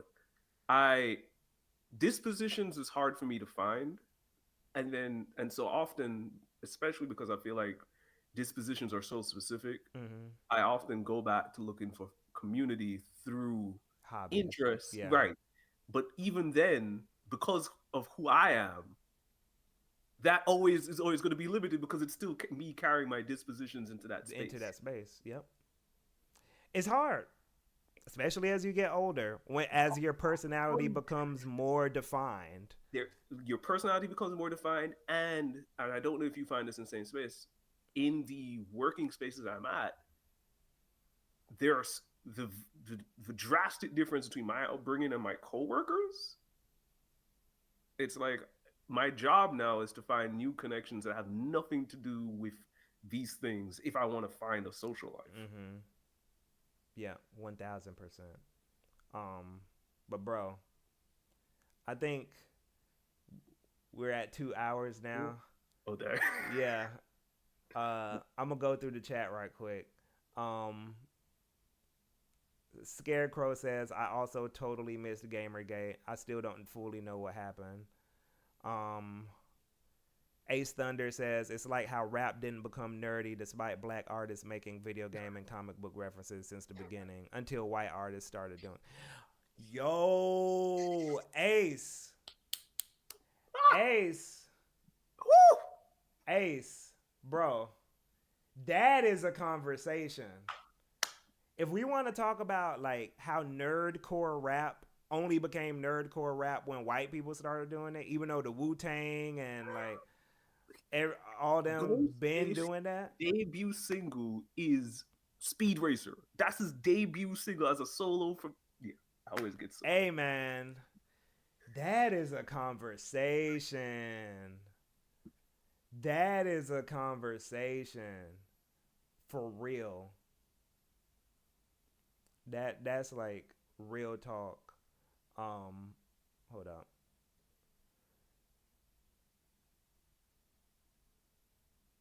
Yeah, that's real. Uh, because only gaming, because only being able to connect through a video game only goes so far. Yep, true. Wild style. I remember I tweeted about dating and not having the same interest, and you said personality, chemistry, and shared values can override no similar.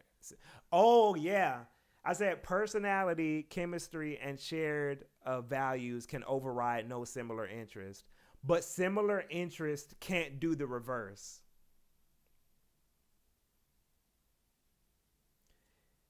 You can like someone who doesn't have similar interests than you, but you can't like someone who and their personality is cool, but you can't like someone whose personality is crap and they have similar interests. You know, no, but wild style, yeah, I did say that, and that's something I learned because I've dated like a good amount of nerdy women at this point, and I've dated weeb girls, I've dated like gamer girls, but um I'm with a non gamer weeb girl now, and best relationship of my life. Very easy. And I feel like anyone who has a cool personality is going to want to hear about your interests. So she'll Mm. ask me about like um you know JRPGs or fighting games or what I'm talking about on stream and stuff like that. Even though she's not into it, because people who have good personality. Oh, can y'all hear me? Hold on. I think you got muted. Yeah, hold on.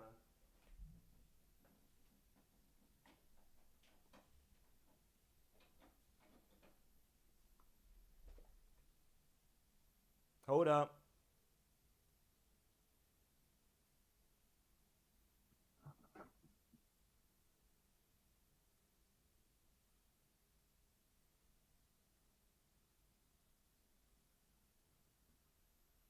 Yo, we're back. But hold up, I gotta unmute my mic here.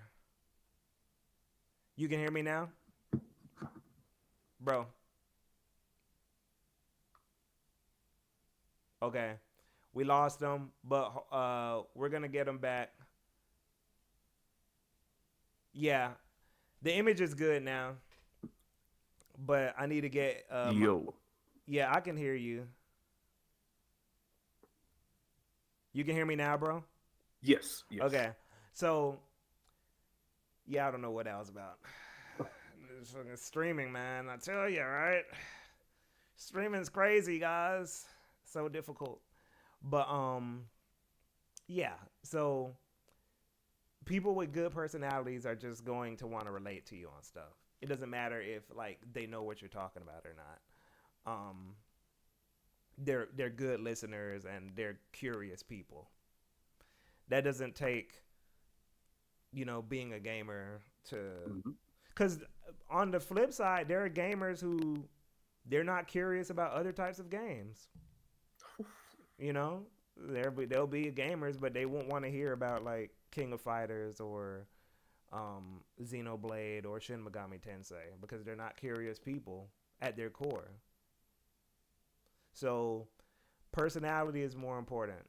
Um, but yeah. But other than that, bro, um, what you got going on? Like, what games you playing? Like, what games you looking forward to as we Right wrap now, this up? right now, I've been playing phone games. Talking about literal example of I don't have a lot of energy, so I've not been playing like games. So I've been playing Papers, Please, which is real old at this point. What is that? 10 years old now. Mm-hmm. I've enjoyed that. In fact, I used it in my classroom recently because that's a whole different reason. But it is it's one of those games where you start to realize like good mechanics can convey enough of a message for you to not feel good as a person, and Yeah. it's like, oh, simplicity shows as like a pure experience can get it done. Yeah. And then the other game I played, it's called a dark room, which I think, what do they call it, an idler game? Essentially it is a bunch of time passing, but there's this moment where the game like opens up where you have like an ASCII designed field, Mm-hmm. and they abstract an entire RPG in between what they're doing. It is very weird of an experience. I don't know if I even like it, but I'm just like very much like, oh, this is, sometimes where it's like remove all the visual design, remove all of like the level grind, and remove everything, and just like what is the core mechanics? Mm-hmm. You build resources, you spend resources, and that's it. And it's like, I don't know if I like this, but it is interesting to just see an entirely different game design. So I've only been really playing those, and then actually watching you play King of Fighters 15 got me to buy King of Fighters 98 and my get whooped by the computer on it. Hey, I bought King of Fighters 2002 Ultimate Match recently, and I got whooped too. Those older ones are hard, man. They're crazy. Those So older that, ones are crazy. Uh, and those are mostly played by legacy players at this point. So yes. yeah, tough games, man. What are you looking forward to this year? I think honestly, Visions of Mana feels like a nice 20-hour RPG. And I think the thing that makes me most curious is that people keep talking about using the magic for puzzles, and I'm like, I need some good puzzles in RPGs, and I've been dying to see like, can they do it? Mm-hmm. And so the combat is fine, like all that other stuff is cool, but if you talk about like the thing that I just want to get most out of it is like, are we going to get some environmental puzzles, because we don't always get that anymore. Yeah, And yeah, so, what yeah. about for you? What are you excited for the rest of the year, or what are you playing right now most? I'm mostly playing King of Fighters. I'm about to start playing. I want to finish Pizza Tower. Mm, I want to finish Pizza Tower. Mm, what else do I need to finish? I'm gonna be playing Xenoblade X, not to replay it all the way through, but just to like um revisit it like I usually do next. probably next week or maybe the week after next. I don't know, but I Nice. want to replay Metroid Prime 2. Huh. Because I still got that on my Wii U. And then Bayonetta 3, I want to get around to that because I bought it last year and then never got around to it. So, but as far as what's coming out this year, um, Metaphor, Refantasio, That looks so good. That, yeah, I'm looking forward to that. And although I do want to ask you, how did the fantasy elements actually work on you? Because I know that's usually something that does not work for your interest. oh, it doesn't look like the regular fantasy. Oh, okay, It okay. doesn't look like the Ye old. or ye old orcs and war knights and Okay, milady. You know, it doesn't look like that vibe. It looks like a unique fantasy fantasy. game. Okay, all right. Um, so Metaphor Refantasio and what else? And SMT 5 Vengeance. I'm not super hyped for Vengeance, but I'm gonna play it because I just play every Shin Megami Tensei game. So um, yeah, I'm gonna play Vengeance, and I think that's about it. It's kind of like a chill year for me, which I like, because Yeah. it allows me to have balance in my life. You know, Mm, it's easier to balance my life. Like when I have those years, like last year, where it was like I was marathoning Tears of the Kingdom. I was at work on break in my car because I playing Tears of the Kingdom, trying to fit in right, right. some shrines right quick. Like that's how bad it got with Tears of the That's Kingdom for dope. me. And marathoning Armored Core 6, like as much as I love a good like I like to call it a slob mode when I really just become a slob with Hmm. gaming and just like skip meals and go to sleep really late. As much as it's fun to do that every now and then, but if I was doing that every month, Yep. I'm, it's like I don't know. So I'm glad it's a chill year. no, I'll say that. Speaking of just like the idea of not wanting to let yourself become the slob, right? Mm-hmm.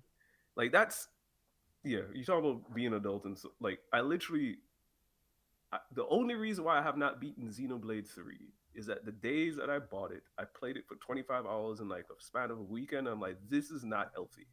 I cannot afford, especially at the time, Yeah, to give it myself. So like, I literally have not gone back to that because I gave myself a hard stop, even though I have the time now. yeah, yeah. Yeah, Xenoblade 3 is one of those games that will put you into slob mode. 100%. It would. Yeah, it'll yeah. So that those are the games for me though, and I'm hoping Metroid Prime 4 comes out this year, but I mean, there's a I don't know. they gotta do something, right? Like something's gonna have to something's gotta give at the end of this year. I think I don't know what else it could be Yeah, because because Nintendo got Paper Mario, yeah, Luigi's Mansion. and that's June, right?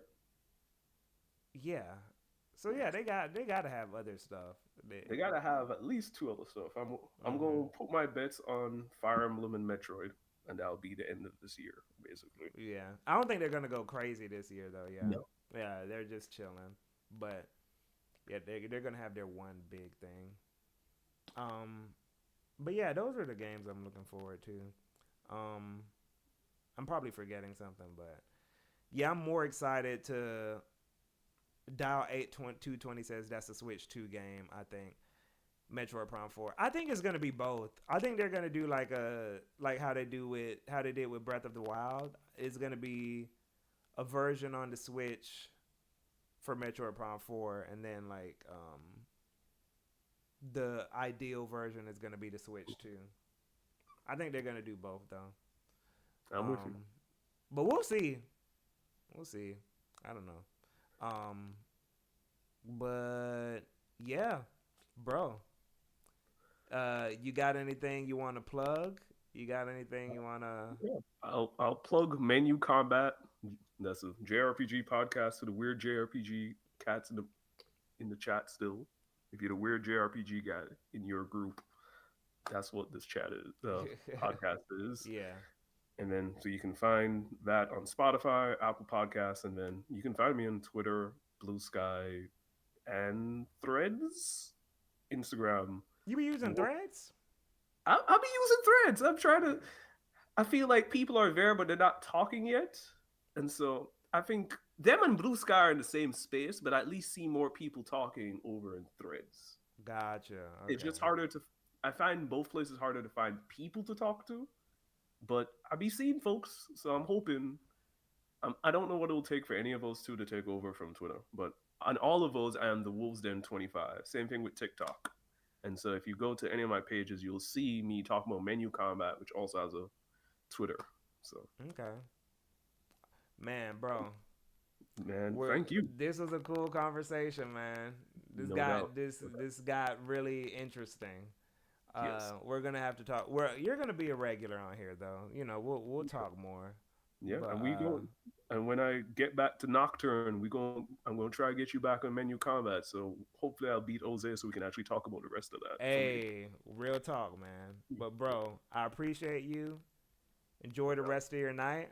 You His too. Scarecrow is menu combat. I'm gonna type it in the chat right quick. Hold up. So in case You're right. at menu combat. But bro, Yeah. peace out, man. Peace. Have a good rest of your day or night. You too. All right.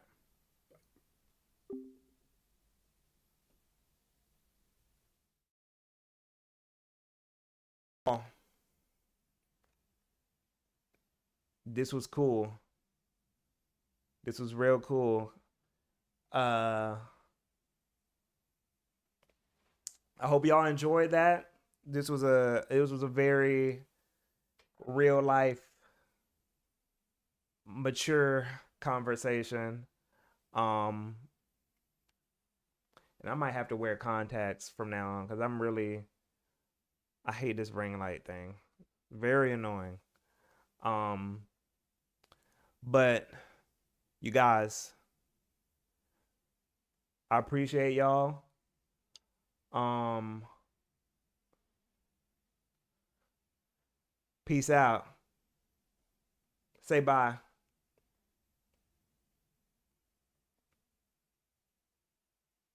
Say bye.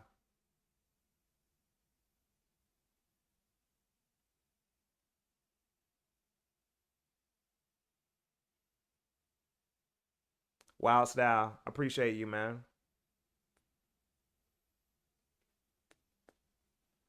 Hey, peace.